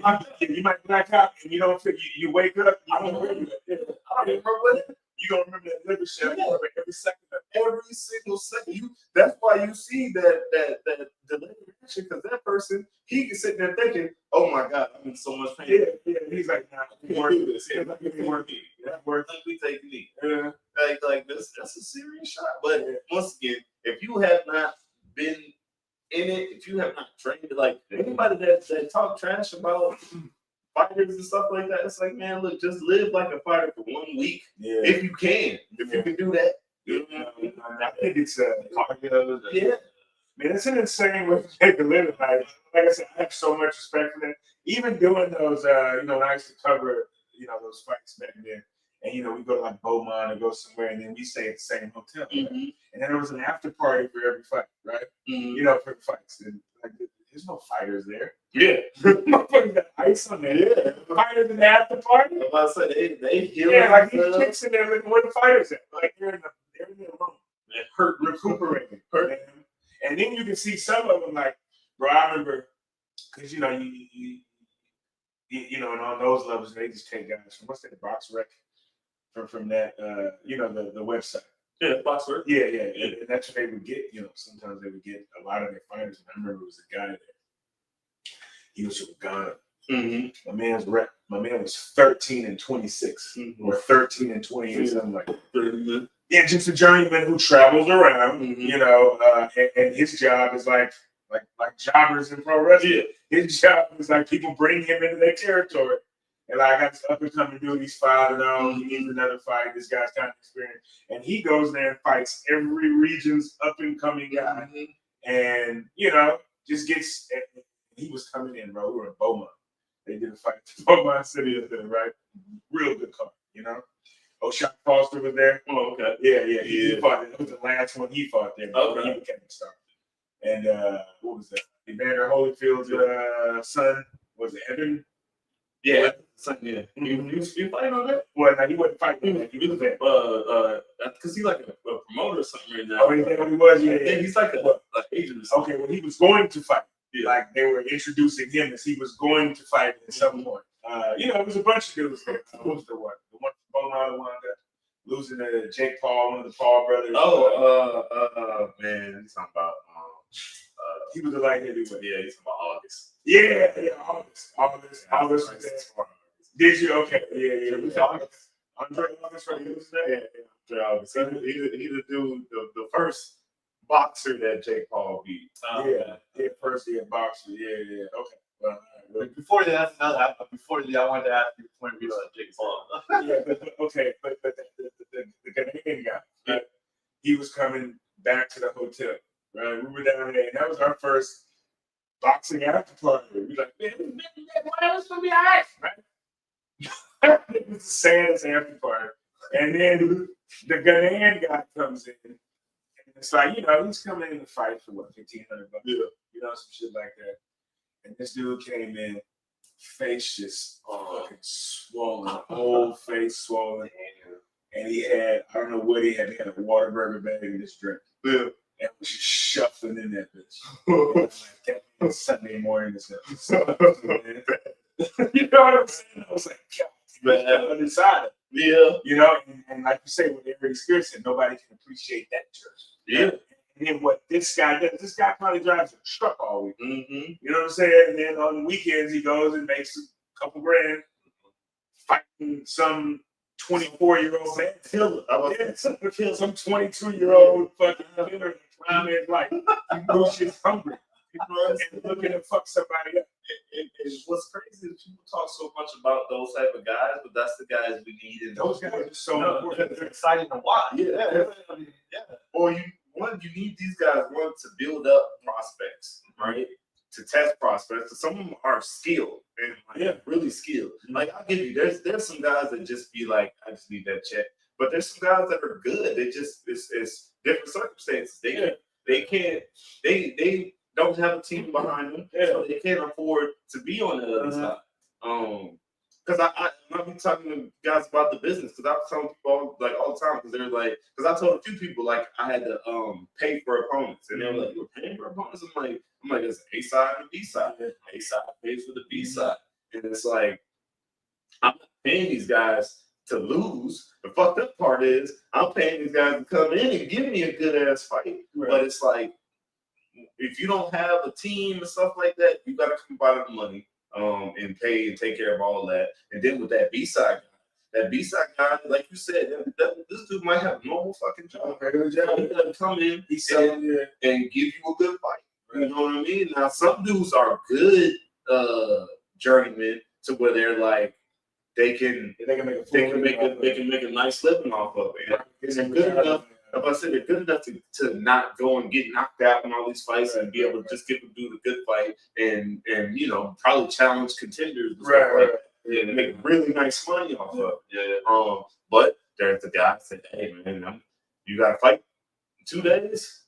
They sitting on the couch just like we are right now. It's like, fuck it. They're staying in some kind of shape every day, just get that fight, but they're never in training camp. So. No, they're not ready to fight. Yeah. They just okay. And also people that shit talk somebody like that, and like that dude I'm talking about. I mean, that dude would whoop my ass. He shit me out there. He would have whooped my ass. You would whoop my ass. You dropped that Whataburger bag and whoop my ass. I follow that one dude, JYD World or whatever on Instagram. He a fighter out of Philly, and he literally just posted something about that because somebody was just talking mad trash about this journeyman, and like they pulled his box record up. Everybody on his box record was either undefeated or maybe one or two losses, and it's like he's giving these guys good fights. It's like his record might be upside down, but it's like you got to see who he fought. I fought this boy that Raphael Carolina dude. Like I said, he fighting world title. Right. When I fought him, I think he was like 2-4, maybe 2-5. But he everybody he fought before me was like ranked top 50, like top guys. You know what I mean? Maybe like one or two guys that wasn't like that, but top 50 guys. He's fighting big names, right? And he ain't no slouch. He coming to fight. He coming to win. If he win, it is what it is. If he lose, it is what it is. But he coming to win.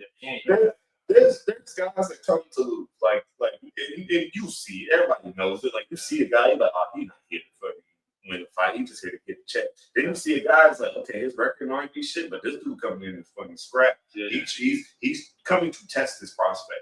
Like I said, you need guys like that. Now, what would be great, and I was talking to a friend about this too, what would be great is if there was like some unions and stuff for fighters, you would be able to get guys like this, like, pull guys out of like obviously management teams got guys like that on their management too. But if there was a union that can kind of protect more like these guys too, as far as like, hey, this guy did just get knocked out like 3 weeks ago. He cannot fight again. Yeah. Like, because you can get over a lot of suspensions. Like, whether you got a medical suspension or not, you can go to a doctor and the doctor be like, yeah, I know it's good. You get it approved, you know what I mean? Or you got some athletic commission. Yeah. Or you go to another country and you go to Mexico and fight every week. They don't get the damn. Yeah. So it's it would be nice to have something to protect guys like that, because then what you can do too is you will have more fights, because you have more competitive fights, because then like these guys can stay consistently training, keep some money in their pockets, and keep going. Now I say that you get somebody in this bunch that is really good, then maybe hey, you might get a potential match and change his life around. If not, he got a nice little job to sit here and fight prospects. And then see, to me, there should also be like, like a spot where even the promoter and the fighter, like, like how you contribute to a 401k.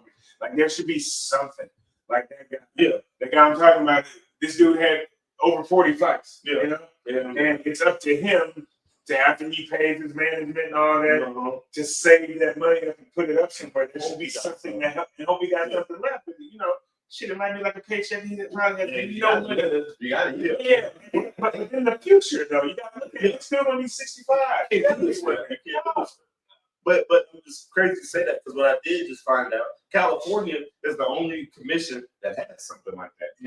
California has a because when I signed to that Eruption Boxing Management, they're stationed in California, so I have to be like my commission now. I'm not with Texas Commission anymore. I'm with California, and the commissioner was talking on the phone with me, and he was breaking down. He was like, "Look, we're the only commission that has a retirement plan."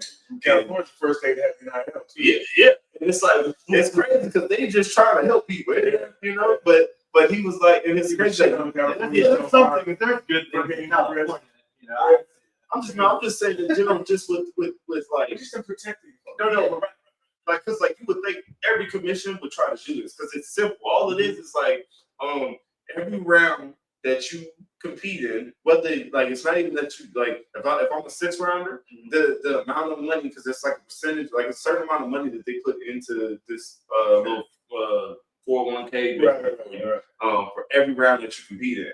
Even if I did a 6-rounder and if I only went one round, I still get the money 6 rounds. Yeah.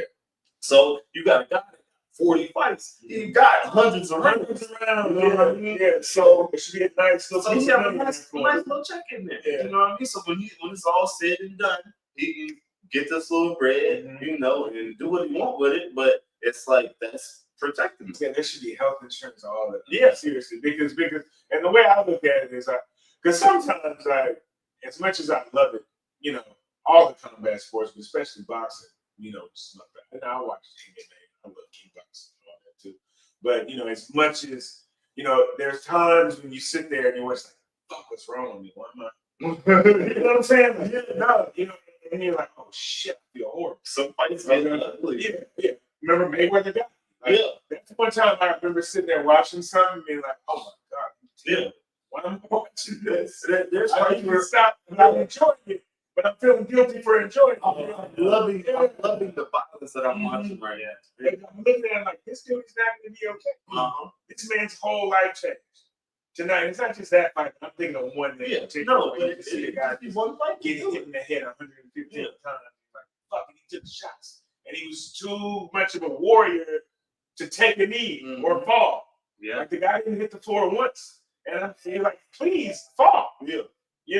Just for your own good, you should have been out there. Yeah. You shouldn't have let the ref was out there.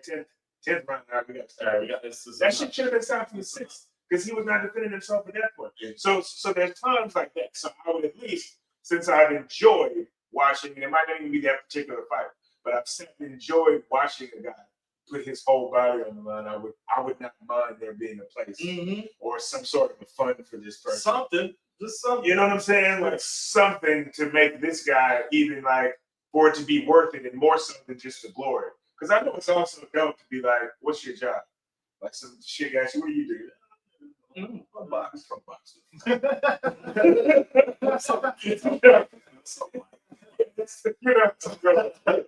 She start twirling her hair. Every other dude I met been fucking customer service. This is exciting. You know what I'm saying? Yeah. So they're those perks too. You know. No, but dude, And I mean, firefighters get bitches, but they also got a good retirement fund. yeah. So the boxers deserve the same thing.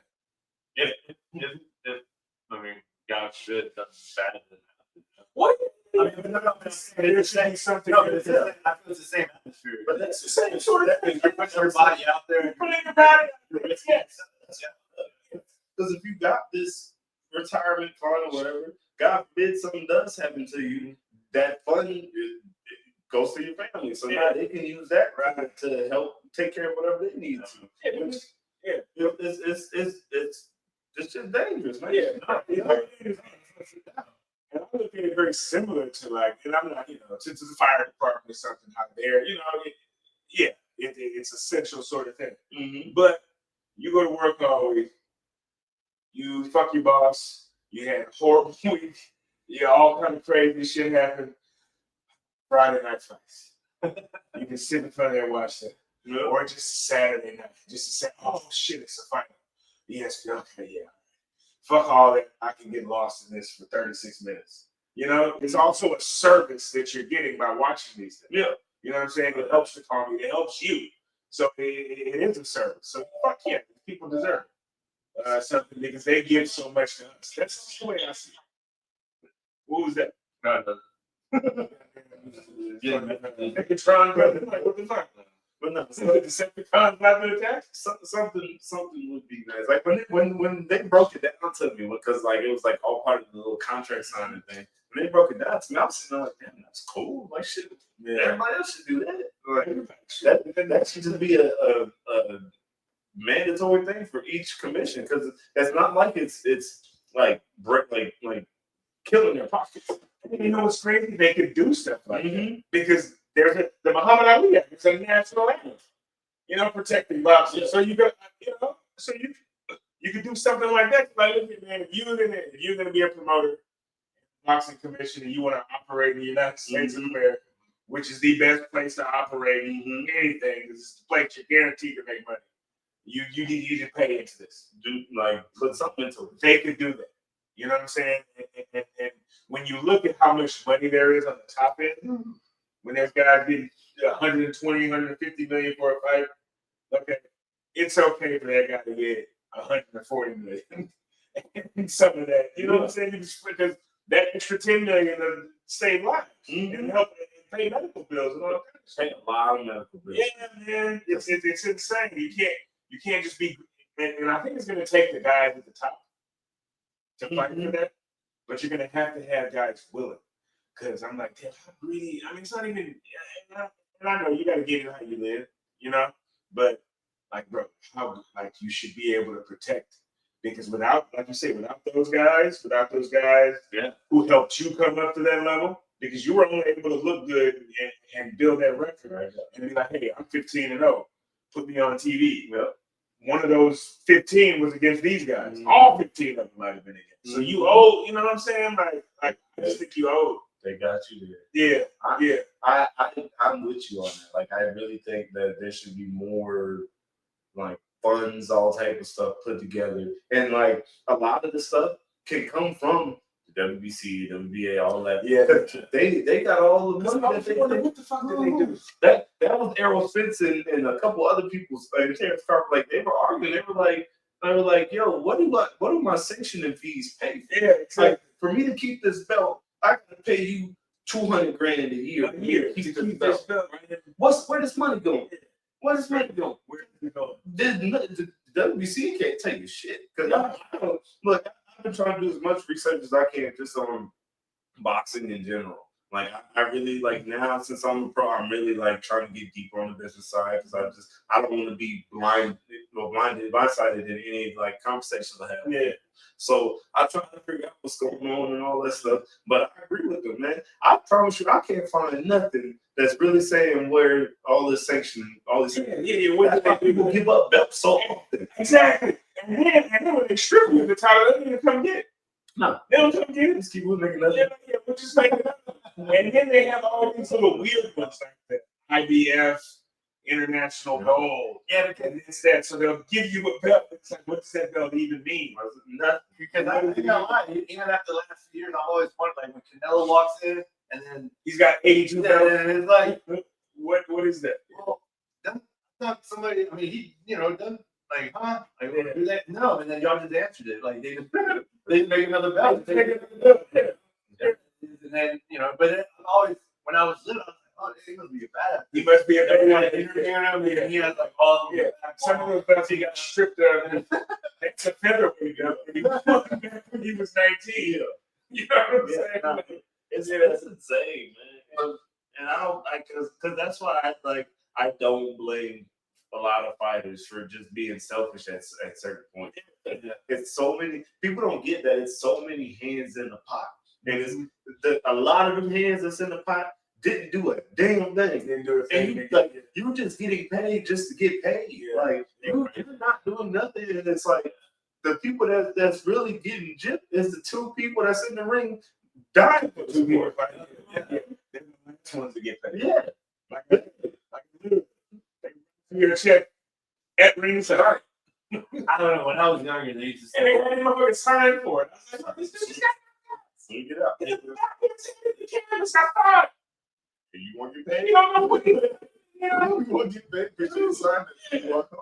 I mean, when I was trying to get, like, they might ask me questions, but then as I got older, and when I went to the Navy, that was one of my sayings to the younger airmen. I was like, bro, if you're not sure, please ask. you got Ask. Because if you go break something, or you lose a hand, an arm, I don't know, whatever, and you get, well, I didn't know, you didn't ask. Yeah. I don't even care because I used to hate when people didn't have patience for being asked questions because then that's like a flat. If they don't have patience to listen to you, even if it's a dumb question. Even if it's a valid question, even if it's a dumb question, it's still a question. It's a question that person needs to answer or needs an answer for so they can move forward. So I feel like you're asking questions. You're asking questions. They're not asking questions. You're the one going in. I mean, since we were talking about these sanctions, these alleged sanctioning bodies and all that, and basically the belt companies, if you ask me, the three levels, the IBF, but WBA, WBA, WBC, WBO. WBO, yeah, those are the ones we care about here. And then the IBF is more like European. IBF is big. It's big European. But like the thing is I remember back in the 80s and stuff, back before there were so many belts, it might have mattered. But at this point, I don't know, does Gervonta Davis need a belt for you to watch a fight? Does Terrence Crawford need a belt? Belts don't matter. Does he need it? He doesn't need it because it's a pride fight. It's about the pride. If you already have if you got if you got a big enough following, you do not need a belt. I mean, shit, look at Jake Paul. Exactly. He don't need no fucking He belt. has no belt. He's just He making money. He making more money than some unified fighters. sugar water. I finally convinced my son he didn't like that shit because he used to buy it. He had me buy it, it's like $4 a bottle, and never drink it. Yeah. Like never drink it. I'm like, you do not like this shit. Okay, from the terms, I feel you. YouTube is big, and all your friends at school are drinking half of it, but you do not like this shit, and I refuse to buy it. If you show your kids at the They love that shit, man. I've been to some schools who did like some career day stuff, man. Times everywhere at school. Yeah, and I did ask some questions about who's your favorite fighter? Or you got Jake Paul? Jake Paul come out there, I'm ready to swing it. I'm like, no. he walked out. Yeah, It's over. I'm like, look, besides Jake Paul, there's anybody here that I forgot what school I went to. Me and Coach went there. We did the little thing. Was you asked by the sports faculty to come in? No, I can't remember. I think the gym had something going on with another school. They just wanted to get kids involved. It was like get kids involved in sports and stuff. And I was excited because man, maybe we can get some more fighters coming to the gym. You give me talking about boxing, I won't shut the hell up. So I'm like, all right, y'all throw in there. I'm trying to be fun with the kids. I'm like, all right, man, who here? Like, we have like surprises and stuff. I'm like, who here can name me any boxer? Like, I was like, it didn't have to be an action boxer. Name like everybody hands come up. I'm like, and it's Jake Paul. I'm like, oh my God, okay, I'll give you this. But anybody but Jake Paul or Logan Paul. All the hands go down. Oh my God. But like you said, marketing. And then that's what goes back to my deal. Like, that's why, man, I leave it open for the boxers and then the fighters, man.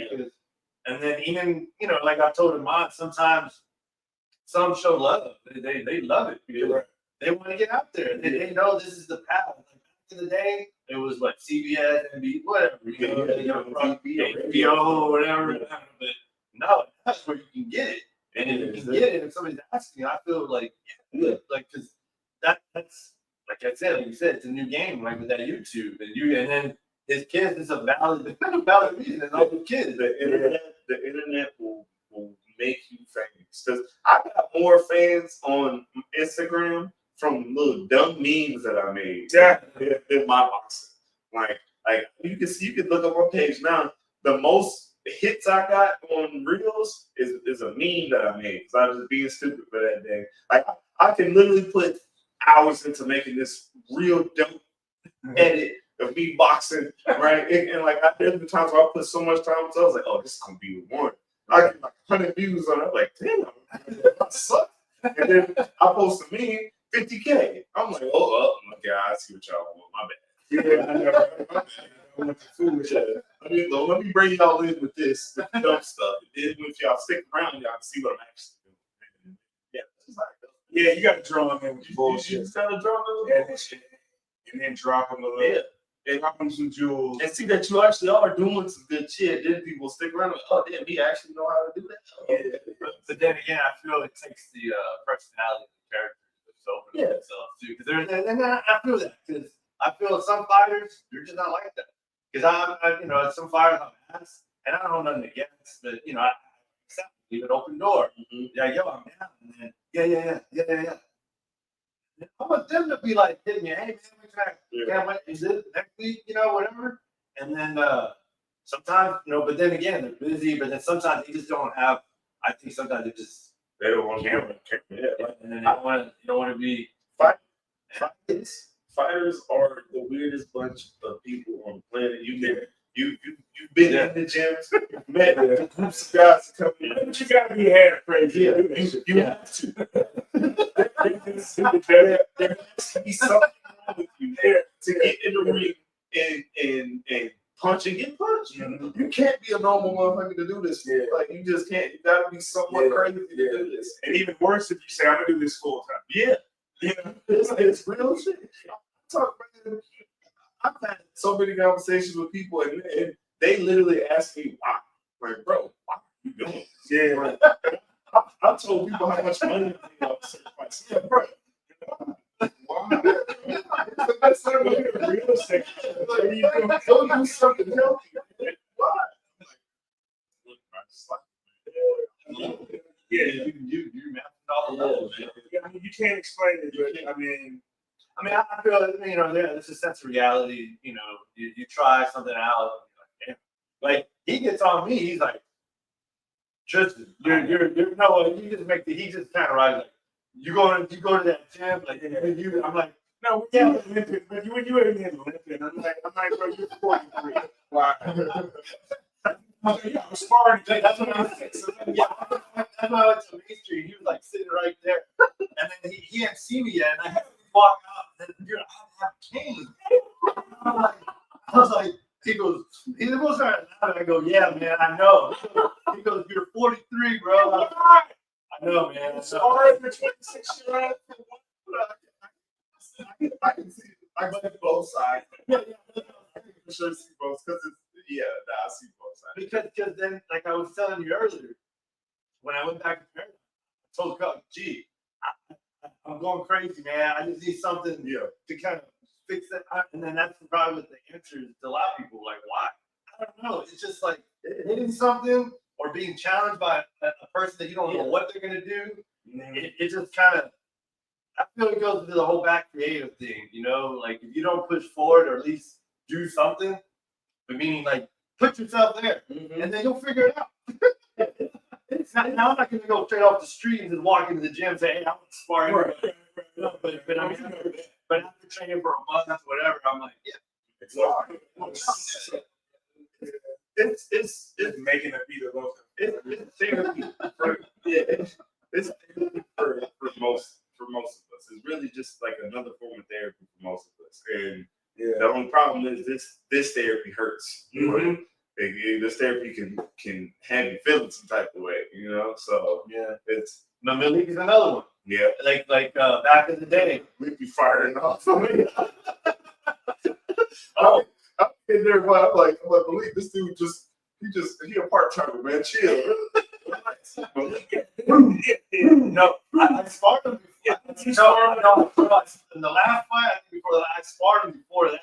And I swear, out of all the times, like this is the time where I was expecting it. Yeah. And then Coach G, just you're in there, Malik. And I'm like, and he goes, yeah, I know. Get in there. I'm like, okay. And I'm getting there expected. Dude, Malik was calm. Yeah. And then before I did, then Coach G was mentioning, he's like, oh yeah. He's doing cool today. Like so you know. And then when I was in there, dude, he was doing light. Yeah. He was doing really light. And I was just like, yo, this is just. And then afterwards, he was like, yeah, I'm just taking it easy. Yeah. Makes sense. But yeah, it's I don't know, man. But I didn't find out until I was 40, man, that I was like, man, I like this training thing, man. Like 39, 40, I was like, yo, like I never found it out. Later in life. Yeah. I found it later because I used to get in a bunch of stupid fights, and then I didn't know what the hell I was doing. I made it out somehow, and I did make it out some, but You just got to stay in masters. That's all. Stay in the masters. Like, 'cause I got some older guys that want to box. I don't know if you were Brandon. He had the dreads, older. yeah. I Brandon in the masters event. Like it's it's a bit for older guys. Yeah. No, it happens for all kinds of shit. 'Cause like I say, like back in the day when I used to do men's league basketball, and you see these dudes who like you 36 and you still think you got it, and then you want to get in this 24th this league full of cats and shit. Stop playing college basketball. And like, I've seen dudes. I saw a guy snap his Achilles, and you saw that bitch roll up.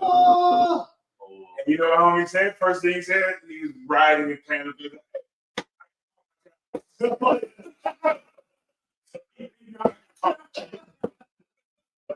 Just No, but that's what.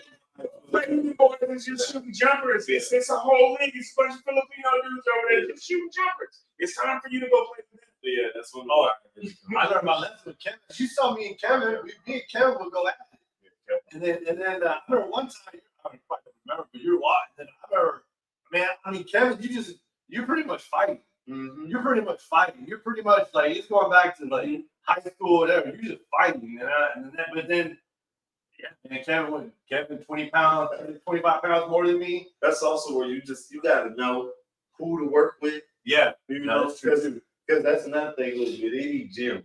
There's guys in the gym where they don't care if it's your first day. They gonna treat you like you a veteran, like you've been in there for years. You know what I mean? Some dudes just don't know how to work. Like some dudes don't know how. Like some dudes got one level, got one speed, and that's it. They stay there. You know what I mean? Yeah, it's like a mind thing, I think. Yeah, it's all mental. Because when they get, they just like, yo, man, get something. It's cool, man. It's like, my fault, man. It's more personal for And then with the comment down, like, hey, man, I'm just matching the energy. I'm like, yo, bro, but you're 25 pounds more than me, bro. Like, of course my energy is going to be a little more stronger because, come on, man. You just gotta know who you work with, and I mean, just know which guys is the gym enforcers. It was funny because then when the knee messed up, I knew just fell, and then everybody kind of, and then yeah, they all saw me like, like, man, I remember. And then like two guys talking in the corner. These dudes are training, and then it's a common thing, bro. Like, get in line, bro. And I just like living out in the bill, you know, like whatever, man. Yeah, I gotta be back to work. Right? Before we go though, so what's up with your Crawford Canelo? What do you think about that? How I feel about the fight? Yeah. Look, I'm one of the biggest Crawford fans out there, but I still don't think he can get with Canelo. He's even moving up, don't we? That's my thing. And like if they He's moving up a lot, right? I mean, what Canelo normally fights 180? 60, 68. 168, okay. Yeah, he probably walks around. But yeah, that's not Canelo, Canelo's a big boy. he a big little dude. Yeah, exactly. He a big little dude. like I said, complex. Yeah, he's on so many different levels now, right? And that's the thing. It's like he's big. And he, like Canelo's used to already being in there with bigger guys. Canelo fought all the way up to what not cruiser light heavy. Did he fight cruiser? What did he fight Kovalev at? Or because did he knock out Kovalev? Hey, look it up. Yeah. You talking about who? But Canelo. Canelo. He knocked out Kovalev, didn't he? Am I tripping? I thought he fought Kovalev. I'm gonna be knocking him out. Yeah, I'm pretty sure he. Yeah. I don't remember if that was light heavy. 2019, light heavyweight. That was light heavy. Okay. But yeah, but there we go. Like 11th round knockout. 70, he fought all up to 75. You know what I mean? He sparred heavyweights too. Because I remember when I first saw Kovalev, that was when they did that tournament on Showtime. Oh, this is not the Contender. No. Remember they had the tournament. That's when you saw all those guys, man. They had what's the Welsh guy? Remember that Showtime tournament, man? Yeah, I don't know what it was called. I know what you're talking about. What's our boy the black Showtime? It was a middleweight tournament, right? No, I'm still thinking about the Contender because I'm thinking. No, not the Contender. Super 6, the World Boxing. Oh, Super 6, yeah. Hell yeah. Andre Ward. Yeah. 2000. That's what we got put on. Yeah, Jermaine Taylor. Yeah. Jermaine Taylor. I forgot. Andre Terrell. 2009. Yep, man. Yeah, that was good. Yeah, Andre Carl Froch. Yeah. Arthur Abraham, Glenn Johnson, Jermaine Taylor. Yeah, there was Mikael Kessler. So Kovalev was in there. What Kovalev was in another one then, huh? That's where I first got exposed to Kovalev was there. I forgot. Carl Froch or something. He fought Ward twice. He did fight Ward. That's right. That's how. Yeah, he fought Ward twice. Mm-hmm. That first one, people were saying that he beat Ward that first one. Yeah. I remember. I gotta watch it again. That was a little close fight. You know, some of Andre Ward's fights though were like that just because. That's his style. Yeah, and it's one of those things. Andre Ward was one of those guys who really had to, like an astute fan, and you had to really sit there and watch to see really what he was doing. You for sure need to be a fan of boxing. Yeah, to enjoy Andre Ward. Andre Ward was one of those guys. Like a lot of people thought. Yeah. And that's why he didn't become as big a star as everybody thought he should with it. But then it's crazy because now he's bigger he's much bigger as an analyst because they see like that he really knows and his knowledge. Like, his boxing IQ is incredible. Yeah, and he's able to. And he's really able to explain it very well. Yeah, you know? break down. I love Roy Jones. I just love watching Roy Jones and seeing Roy Jones there having a job, but Roy don't always convey it. He talk like an old school coach. Yeah. He's definitely still a country boy from Florida. He's the type of dude who talk about boom bop. Yeah. You know, giving you sounds. Like the fact you understand. You know, yeah. That's how I look at it. It's a little. He's very articulate. Yeah, very articulate dude. I like watching Andre Ward. But how about this? And this is going to a few things, but Bud got he got his interview with our Sharon Sharp. With our boy, yeah. Like that's a whole other. Yeah. And we can get into But still, whatever. No, they still shout out the interview. Mm-hmm. Answer, What? Yeah.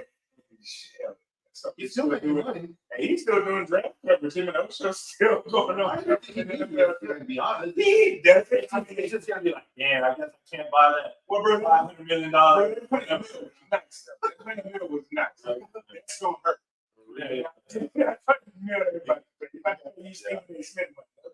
Well, no, but I'm just saying, it's like big less thing. But one of the things that he said on there was, I think he said that in their primes, yeah, I would beat Mayweather. What you think about that? Both in their primes. Both in their primes.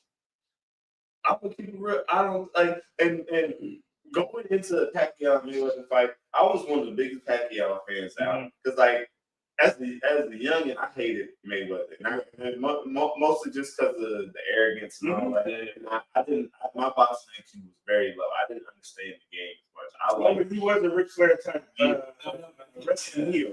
Yeah. He did play that. When he first came up when he was Pretty Boy, he was a very like.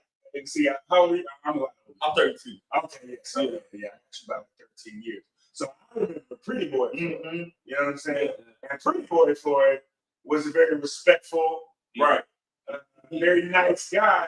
He started crying. And I didn't learn like I knew of Pretty Boy Floyd. I didn't at that time. I was watching boxing, but y'all can call me a casual fan at that. Right. Like, I knew shit, but I wasn't going in and like keeping up with newest names and all this. But I went back and obviously like once I got really deep into boxing, like early 20s, that's when I really started like looking like digging deep into Floyd, and I was like, man, Floyd is that guy. Yeah. But leading up into that, I was more of a casual fan as far as like I like the guys that fight. Like I didn't really I like the defensive aspect of the game didn't make as much sense to me at that point. So I was going crazy hoping Pacquiao smoked this dude. Now obviously he didn't win, whatever. Going back into it, knowing what I know now, because I've studied both of these guys. Both like I'm talking Pacquiao all over. He was fighting like 106. Like I watched a lot of these fights. Old Floyd fights. Prime Floyd was a monster. I know, it was ridiculous. An absolute monster. I would still give my money. If I'm betting on that fight, I'm still betting on Floyd. Yeah. I'm still betting on Floyd. Like I'm a huge Pacquiao fan because I think it would have been a way more competitive fight than it would have been a super incredible like competitive fight than what we got. But it's just the defense of Floyd, and then Pretty Boy Floyd was an aggressive guy too. Though. Yeah, he was. Yeah, so I can see Pacquiao running into a lot of that stuff. And then it's just at the end of the day, it really depends because it's like, what weight are we fighting? Like, because Pacquiao, like I said, Pacquiao went all the way. You see, that's when Floyd started talking. Well, what is he on? And never lose his power. At some point you start at 105, but you still got power at 160. How does that work? But it is what it is. I don't know. Yeah, and the other thing, it's weird too how like your physiology is, because that was why Floyd had to stop throwing the punches like that. He had those real hands. He kept breaking. So you got to figure out a different way. So he couldn't just fire on people like that. Who else was saying the same thing with their hands recently too? No, the pro fighter. Oh man, I don't know. Somebody was just saying the same thing. What's the Kazaki? No. Maybe it was after their fight. No, it's like recent. He was talking about how his hands They were talking about how their hands gave. They had to change their whole fighting style because of their hands, and I understand it because like since I started, my right before my second fight, I dislocated one of my knuckles. And then this knuckle here, like you can see it now, it's all broken and shit. It's been a recurring thing. Every fight, I gotta deal with this. But it's like the way I throw my punches, the way I just train in general. I had to make adjustments. Like it's you, like if your hands ain't what they used to be, you either gotta quit or you gotta adjust to it. And something with somebody like Floyd and all that, like I get it, man, because it's like now your style your style has to slow down a little bit because now you got to adjust with different things. And with Floyd just became even more defensive with that injury. Yeah. So his whole aspect was like, okay, like now that my hands all busted, I just gotta use it less, but more effectively. Right? I just gotta make it efficient now. Yeah. And I mean that's a hard thing to do, especially at that level. You know, you have prize fighter level. You've been fighting a certain way your whole life, and now you gotta switch it up. But it just, I mean, that can happen too with injuries or just a loss. Because like when we talk about with Canelo was never a defensive fighter like that. Like young Canelo, he was not that defensively sound. He definitely embraced the Mexican style a lot more. Yeah, he did. Coming up. After he lost to Floyd, that boy, his hand movement went from, if you on the video game, his hand movement was like 40 something to 90 something. Right. He like his defense is crazy now. Like, I mean, sometimes it just takes that. It takes a loss, an ass whooping, something to realize like, okay, I need to switch it up a little bit. Yeah, it was Calzaghe. Yeah, about the hands. Yeah, because he said that's why he had to quit, because that's why he was trying to come to America and fight more over here. But he said the doctors were like, bro, you're right hand. You can't You gotta stop. Yeah. That makes sense. Yeah. And that's crazy. It was your So, it was that right hand. It was the right hand too. So you don't. But I mean, obviously, I think Crawford. I mean, the money bag, man. I mean, he's probably. Man, look. That's what I'm saying. I know what you Was said. it 750 million, right? It was the total purse. I forgot what. Yeah, there was something. Look, man, I'm fighting bulls. Yeah, I know. You know what I mean? So, Well, that's what I said. But I see what you're saying. like, make sure that the doctor reads Yeah. So good. Somebody with a tranquilizer. But Really, that is, Canelo's team taps you like, yeah, shit.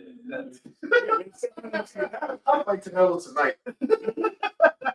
You pay me to sit like, look, Yeah. sit in that. How you fighting? I'll talk about Yeah. And same thing for me. It was, you know what I'm saying? I don't remember.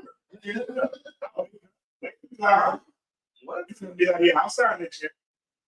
Soon I wake up, it's like, oh shit, hey, somebody check my bank account. Make sure I get it. Keep that mouth closed. Keep that shit. I don't want to break my jaw.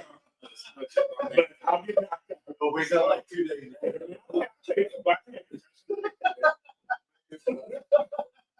You ain't gonna feel that shit till you're 75 anyway. Well, soon I see my bank account, I'm like, hey, make sure they tell everybody to move down. Yeah, exactly. Right. Word up. Yeah. I'm moving to a small ass town somewhere. Yeah, bro. The rest of my life is gonna be recuperating from that. Yeah. I'm gonna go fishing. Man, And a little bit of golf. that money that they, especially with the Saudis in the game now, Yeah. that money is insane. The little Grand Prix they're doing. I was mad at the age cap was 25. It's Man, really- I'd be in Saudi right now. What? I didn't know that. It was, I think 200,000 for this tournament. Wow. 200,000. They're getting paid like 7 to 10 in the qualifying. Okay. Like that's money, man, and exposure. And see, I mean, I don't know, like just being overseas, but I respect overseas. I see everything kind of big picture, like where. I mean, just imagine the accommodations you staying in. No, that's what I'm saying. Like people are like, oh no, America, like, nah, man, bro, like I hate to say the Saudis are Saudis. They do what they do, but everybody has to live. You gotta live. But You you come on. can feel how you want to feel about. Yeah. Yeah. At the end of the day, they signing checks, and it's strictly about boxing. And they want style. They want style. They want like.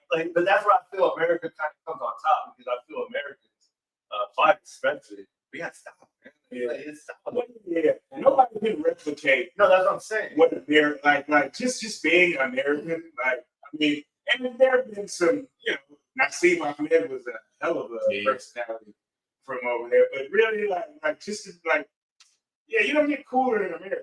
No, that's what I'm saying. You don't get cooler than us. I'm sorry, there's good comedians, good actors, good everything from us. Yeah. Like, nah, you don't get cooler. This is different. Pretty much, you look at you look at the pound for pound list, like the guy that's selling the most likely American. Yes, even overseas. Yeah. And even for them, just so they can hate him. Mm-hmm. They love him. They love. They like, why is he so cool? Yeah. You already getting a taste of Mexico, Man. London. Look, I want to take some checks if they get it. Yeah, I know. That's what I want. I need people to start saying yes to some of these fights. And before we sign off, I noticed your tattoo. Oh yeah, Where you from? New Orleans. Oh, you from New Orleans? Yeah, it's Louisiana, man. I moved out of New Orleans after Katrina. And I was living with my pops out in Kentucky. And then I moved back. I don't know, man. I moved back, then joined the Navy, went to Washington, and almost went back after that. Then I got a mentor, and then he convinced me to move out here. Yeah. It's been the best decision I ever made. Yeah. Man. And head coach, right? Yeah, man, coach out here. Yeah. Cam signed me up when I first went to the That's right. Yeah, the first one to sign me up. There's nowhere in the world like that place. No, I've been Some around. people can live anywhere else. I've been around. Yeah, it's Bro, I remember during Katrina, because my family from Mississippi, right? okay. So I was down, I remember being down there, like right after, not too long. And we're sitting there, and I'm from it's a small town. My small town's kind of near What part is it? the Natchez, Mississippi. Okay, my people's from my dad's side from Port Gibson. Port Gibson, yeah. Okay. Port Gibson, right there. Port Gibson, I got that in Hazer. Yeah. But no, because y'all didn't notice when y'all just first met earlier. Mm-hmm. Yeah, the fire. That's why I said when I was getting everything ready. Yeah. I don't know. I just felt y'all were just like, That's Mississippi blood. People right. So we got news from back, we got news from that. That was a dope part. Yeah. Too, is that we got every territory. Yeah. We got, we got channels from Baton Rouge and Arkansas. Anyway, but we was watching the news from Baton Rouge, right?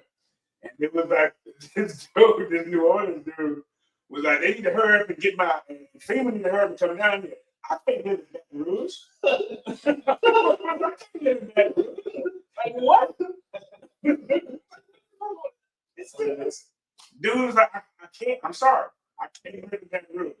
I'm like, he ain't even come to Houston. Man. He definitely couldn't live here. That man was so New Orleans, and I didn't do the accent justice, but Now, if you 100% right though, because if like all my family that's been in New Orleans like forever, when they leave or when they tried to leave, right. when they tried to leave, all went back. I had family that moved to Houston, I had family moved damn near to Cali, all over, and maybe they probably thugged it out for about 6-7 years, moved right back. It was like I couldn't do it. It's just a cultural thing. Like you get so used to New Orleans. Like for me, it was easier for me to leave because I've always been like a military brat, so I've always been in and out. Yeah. But I always go back home. Like every time, like my vacations was me going home. I was like, we trying to go here, I'm trying to go to the city. I'm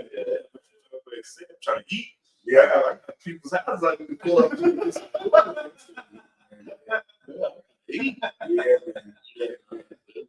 Yeah, it's very different. And like, because my ex-wife family's from Lafayette, and it's a certain point where you just think, everything is. But you see just the differences in cuisine. It's certain like the gumbo. I didn't know gumbo was different. Because like the people in Lafayette, that's the New Orleans gumbo. I don't want no Texas gumbo. So we saying there's so much beef between cities. Like no city in Louisiana like the other city.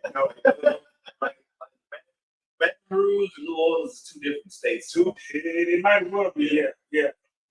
Like I said, Lafayette's right next to it, and it's complete. It's a night and day there too. Completely different. That whole just the food, and like it's the same food, but just the way they make it is different. They shit on each other. Yeah. After Katrina, everybody moved. There was quite a few that moved to Houston, and then the kids were fighting in high schools because Because they were just like, yo, I mean, I don't know, it was just a big class. It probably was a school lunch. Yeah, it was. It was like, what the fuck is this? That'll do it. That'll do it, man. It just started talking You used to eat. You move, you like, oh, the hell is this? But when I first moved, it just like simple shit, like back home, like you know, how, like Timmy Chan's is you can go to Timmy Chan's and get chicken and like fried rice. Right. Yeah. Back home, damn near every corner store got chicken and fried rice. Yeah. Like you can just go to a corner store gas station. No, you eat good at the gas station. Yeah. It's crazy. You can get a full. No, you get a full, like a good meal. And see, that shit's just now coming out here. Yeah. And like, it's mostly like, you know, you get a good taco in the gas station. Uh-huh. But it's been like that. Now. Yeah, like that's when you went there. I don't care what nobody says. It's different. It is. I've been trying to tell people. Popeyes is different in New Orleans. It's not the same Popeyes. Popeyes all across this goddamn country. It's different. It is. I don't care what nobody says. That's fact. Yeah, it's really a food thing because and we take food very seriously. Very serious, Like, man, and the ownership of the food. Yeah. Then, like, you know, all y'all down there just disregard the north of Louisiana. That might as well be a whole nother country. I mean, people will bring up cities in like northern Louisiana. I'm like, listen. Yeah. Then they're like, it's Louisiana. I'm like, that's Louisiana. Yeah. Like, I have not explored the state of Louisiana. I've been to Baton Rouge. Outside of New Orleans, I've been to Baton Rouge, Thibodeau, Lafayette. Yeah. That's it. Yeah. That's it. Like, I don't want to go Lake Charles. Lake Charles. Yeah. I don't want to go nowhere else. I really want to go to any other place. That family. Bro, I got some boudin from Alexandria one time, and the people clowned me. I was like, no, it was good. What? I'm like, yeah, you know, it's in Louisiana too. You know, boudin too. What? Everybody different. They were like, they probably do crazy shit like put potatoes in it or something. I was like, no, it wasn't like that. Where did you even get that? But it's funny because like that's how word travel because it's like you said, Baton Rouge is Lafayette right there. But like Baton Rouge like the country part and my guess like the Cajun country. So It's so different. It's different, man. Like and you can't really explain it unless you go there. And then you be like, because you feel like you're in different states. You go to these different cities, you feel like you're in different states. Like, like don't nobody act the same. The accent is a little bit slightly different wherever you go. I ain't talking about it. It's like, somebody, you know, if we brought somebody who like didn't, they would probably think they were from the Caribbean somewhere. That accent is strong. That's great. That whole area around there, and then it gets a little bit different. It gets a little bit less French Cajun, and when you get to Baton Rouge, and you get to New Orleans, that's a whole different thing. Because they do not sound like people from New Orleans. Man, I need It's the same level of like what you just said, but they don't sound like once you think you listen to Cash Money, and then you go. I was listening to Cash Money when I met the Cash Money. When you go to Lafayette, it's like, whoa, that's nothing like that. What your name just said? There's a girl I dated. She was her family from Louisiana.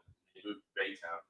So I know that's all the common things do. Either, but going like, No, I just know they like. well, there's a lot of them in the Golden Triangle. Port Arthur. Yeah. Port Arthur. They don't Port go to Portland, Texas. No, not too They stay, But they. an area that's kind of dying now, which is sad. That's where my ex-wife's headed and stuff there. But it's a spot in Fifth Ward called Frenchtown, and that's where a lot of people from New Orleans. That's what They moved there, so you could get good boudin over there back in the day. Yeah, Frenchtown. Yeah. But see, it's it's not what it used to be. But like, she has a cousin, right? She's probably 50, 55. She was actually born out here, but she has a Lafayette accent. And there's other friends of hers that they never lost that accent. There's little that's correct. 59. Yeah, It's dying now because that was like the last all black Catholic church. Was in Fifth Ward. Yeah. Maybe this year I'll make it to Jasper. I need to go. I like to go like kind of like not busy. I like to kind of go because I hear it be popular. I tell people if you're gonna go visit for the first time, do not take your ass to Mardi Gras. Yeah, no. Because Mardi Gras gonna destroy you. Yeah. Do not go to Mardi. Go to a festival. Because a festival, you still gonna get that same little bit of energy, but it's gonna be a lot less crazy. It's gonna be a lot more calm, so you can enjoy the food. You know, enjoy the scenery, whatever. You can be a tourist, but Mardi Gras, don't like. You got to be a vet. You know, like spend at least spend 1 or 2 vacations in New Orleans first, then go to Mardi Gras. I didn't want just go. Don't even take a Yeah. Just go. Yeah. All right. Hit your French Quarter little shit. Mhm. You can hit that. Yeah. But also talk to somebody to get a, and now everything's on the internet. Yeah. Also go to like an uptown bar. Mhm. Go to a local spot. You just get a po' boy, shit like that. Like go experience. I'm from the West Bank, so What's that? I tell people all the time, man, because people go, man, what should I go eat? I'm like, bro, if I tell you where to go eat, you gonna look at me crazy. I'm gonna take you to a little corner store. Yeah. And you gonna be like, somewhere where you ain't gonna feel safe. Yeah. Because you don't expect somebody to go, oh, there's the hostess. Yeah. You get your sandwich and eat that all. I was about to say, go. when we fought down there, when I fought down there in February, when I had Mike and everybody with me, they was like, let's go. You know, they wanted to go to like a spot out there. And I was like, look, man, we go to one of my spots. It's little corner stuff. Yeah. We went, like my mom stayed right down the street from this little store I used to go to all the time. We went over there and literally we got a foot long po' boy. Yeah. The same funny thing is about the same price that Blake paid for po' boy at like a restaurant that we went to. Like, and it was like this big in one of the restaurants. We got foot long on that foot long, but like the whole loaf. You know what I mean? For that same price. And they was like, no, we're gonna eat it. And Mike had his truck. You were here. Pop the what's it called down? What gets you? Yeah, it's different. It's different. It's so different. But I tell you this too, and we don't have to play this. Go to the Saints game. Yeah. Oh, go to the weekend. Go to the Saints game. Yeah, man. And then I'm Park and walk. I just need to get Walk to the walk. Park in that stupid parking garage. Walk. if I ever do settle, that's what I want to do before that. Yeah. Just so I can go out there and just check it out.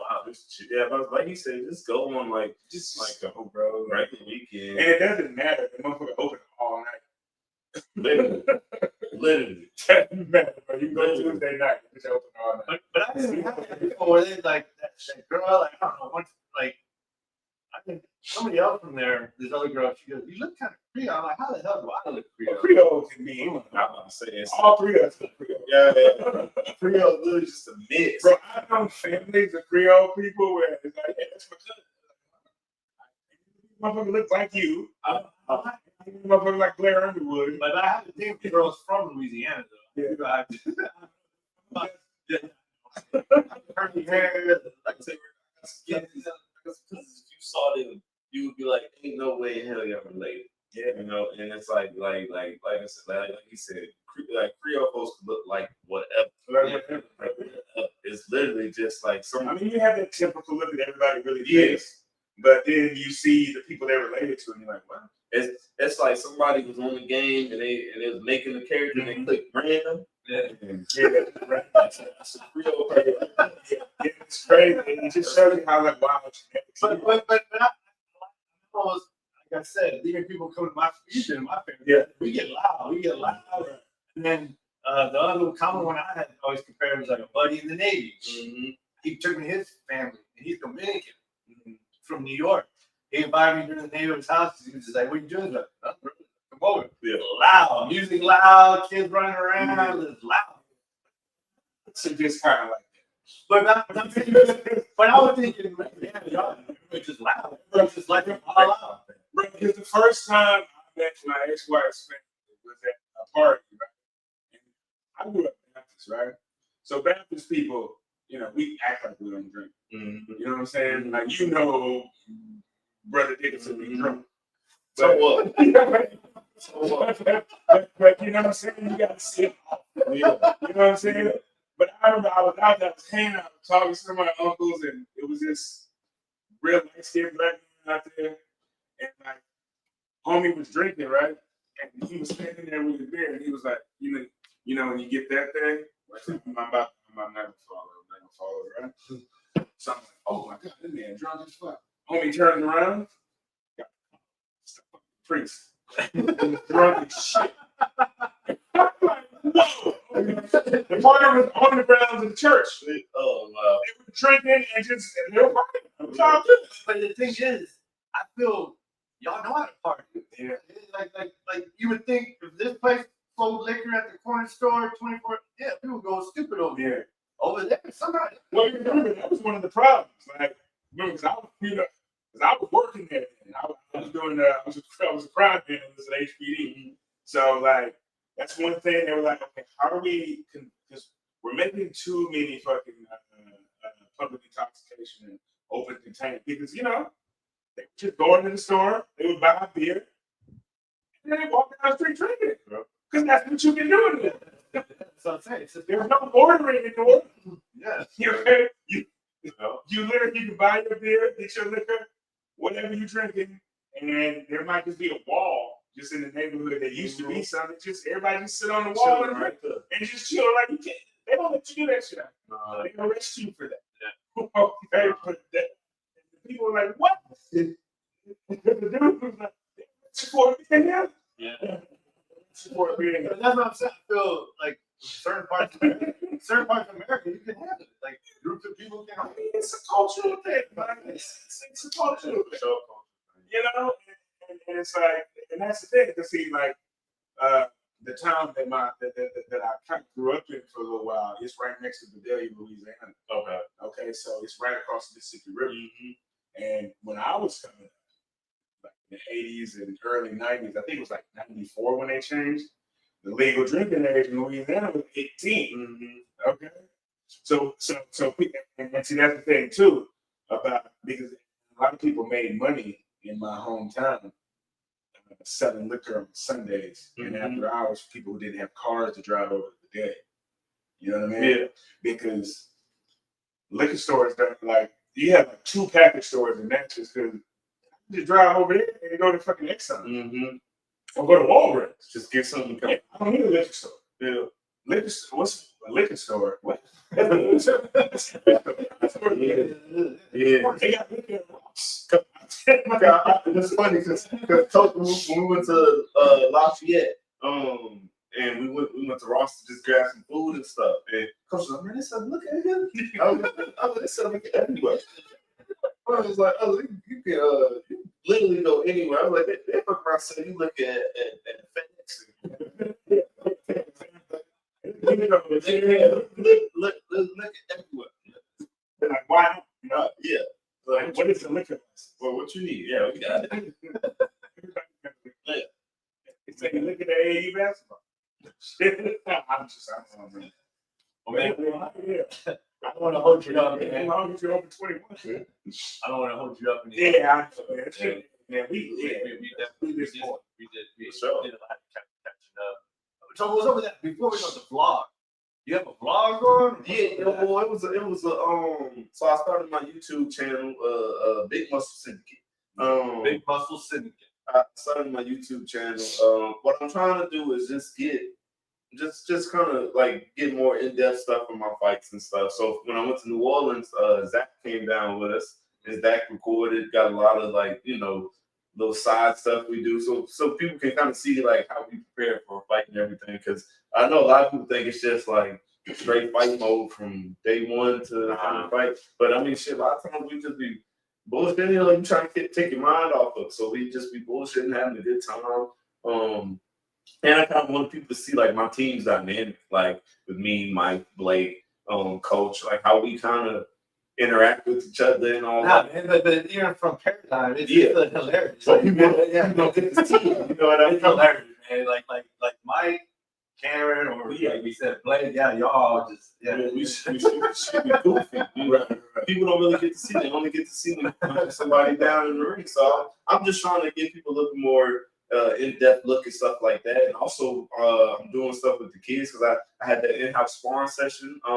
So I basically did like an in-house sparring session with all my youth members. And I tried to set it up like an actual fight. They had matches, and I was in the ring, repping. So like I'm like because a lot of them don't know the rules, the amateur box and stuff like that. So what I was trying to do is like I had the 8 counts going. You take clean shot, I'm stopping it. We go to 8 counts. Dirty blows, like I'm stopping it, telling them like give them a warning and stuff like that.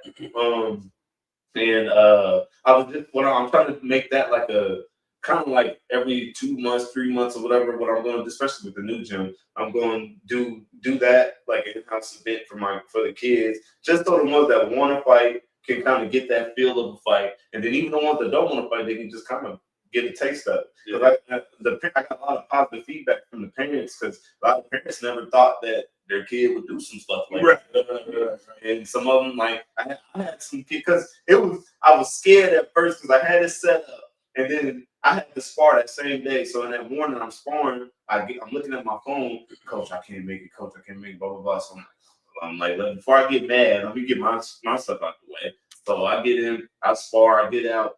I see Cam walking in. Cam's like, man, you got all the text messages? I'm like, yeah, man, I'm back now. But I had a group of kids there, so pretty much all the matchups we already made, we had to just redo it, make some more matches right there. And that was honestly the best thing that could happen, because when we did that, I mean, we had some solid matches. The girls, they probably had the best matchup, because their fight was real good, like stylistically, like it really was very nice. Then I had some kids that never even like been in a straight like sparring session like that. Like they've done sparring drills and stuff, but never been in a full contact spar like that. And they showed up, and I had some that realized like, okay, I really want to do this, but maybe I need to sit back and realize what I got to figure out in my own life. Because I had a lot of them. I was like, y'all got tired. I was like, I'm telling y'all, run cardio. Cardio. And a lot of them realized their cardio ain't nowhere near as good as they thought it was. Some of them realized that their cardio is as good as they thought it was.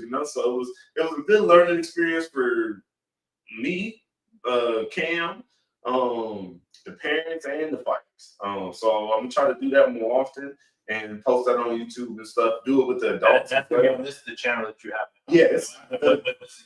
Big Muscle Syndicate. Okay. So I already posted the last one on there, and I got my fight blog on there. I'm gonna try to do more for my fight blogs.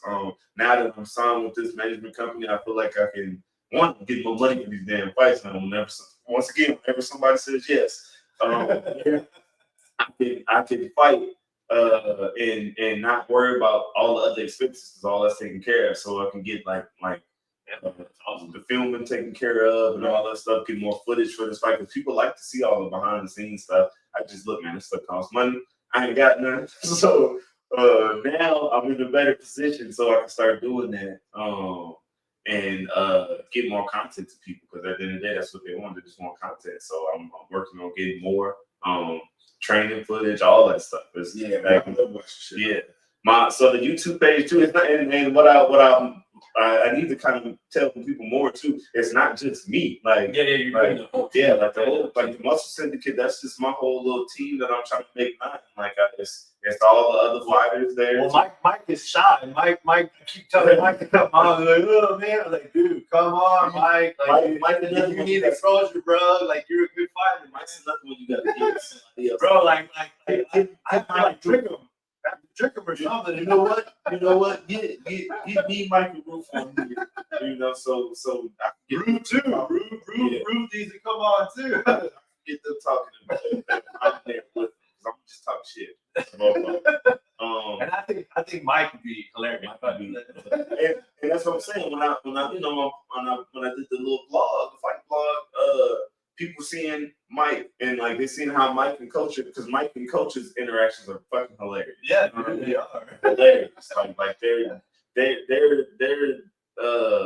personalities clash like crazy, right? And it's just funny, especially because it's like I got my coach and my assistant coach. Mike's the assistant coach, so it's good to see it's good to see the bickering and then see how it comes together when we do fight, because it's like, okay, all that shit's out the bit. Like even if we had like a big argument or something the night before, when it's fight time, none of that shit matters.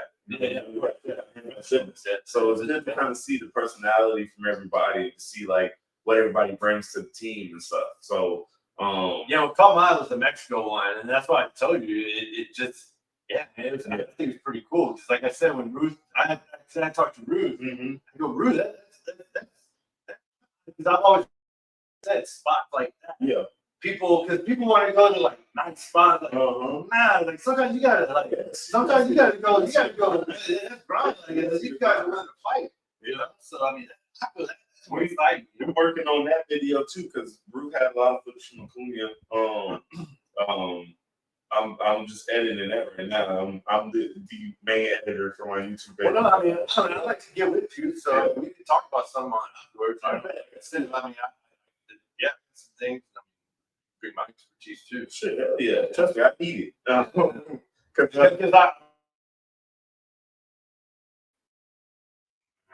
it. Since the last time we came on, just learned a lot too. So too. So that's man. Well, we were talking.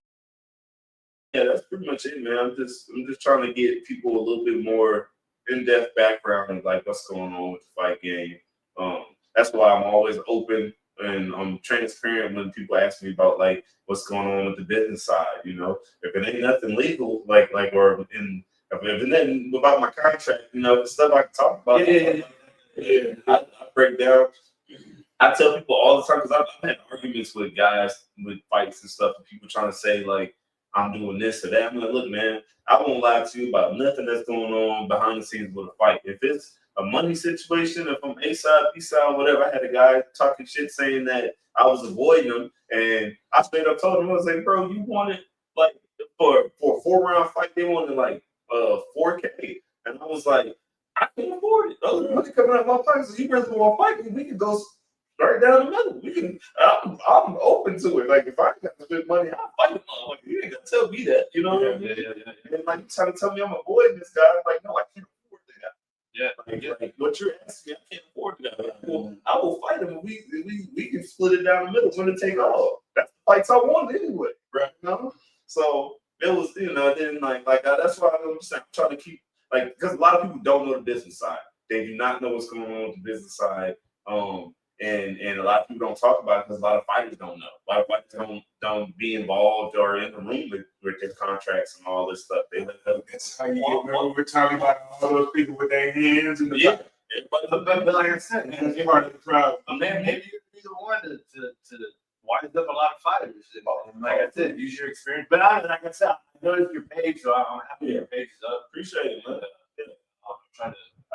And maybe that might be something I can talk about. Maybe we can come back on the show again and talk about that too. Like when it comes to the business side, man, what I know, like I don't hide from nobody. I don't sit there and lie about nothing on the business. If it's public information or if it's just business information that I can say, obviously they got some stuff in contracts you got to keep in contracts. But if it's something I can say business wise, I'll say it because I want other fighters to know, like, yo, man, you got more control than you really think you do. You know what I mean? You got a lot of control. It's just sometimes you're gonna have to embrace the suck for a little bit, deal with a lot of bullshit.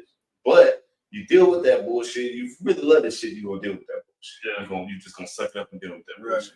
But you deal with that bullshit, you get through a lot of this unnecessary stuff, you get put in a better position. And once you get put in that position, you know what's going on. You don't want to be a fighter and don't know what the hell is going on, man. Because you don't want to get put in a situation where you can die in this sport. So if I can die in this sport at any given moment, I need to know what's going on when it comes to financial stuff, contracts, all that. I need to know. Yeah. If I don't know, I ask questions. Yeah. So that's another thing, man. Fighters ask questions. Ask questions. All right, man. Well, it's good to be coming on. Yeah. More than welcome to come back. Appreciate y'all, man. Definitely want to come back. Schedule is open now. A lot more open now. This management team, a lot more open now. I'm excited for you. Yeah.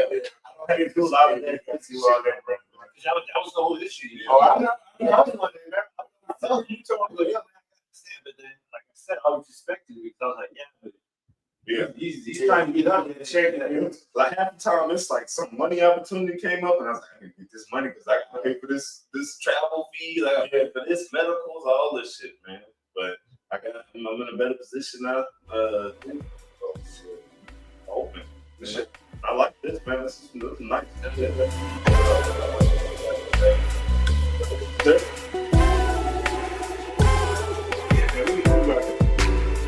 Watch. Something with it. It's something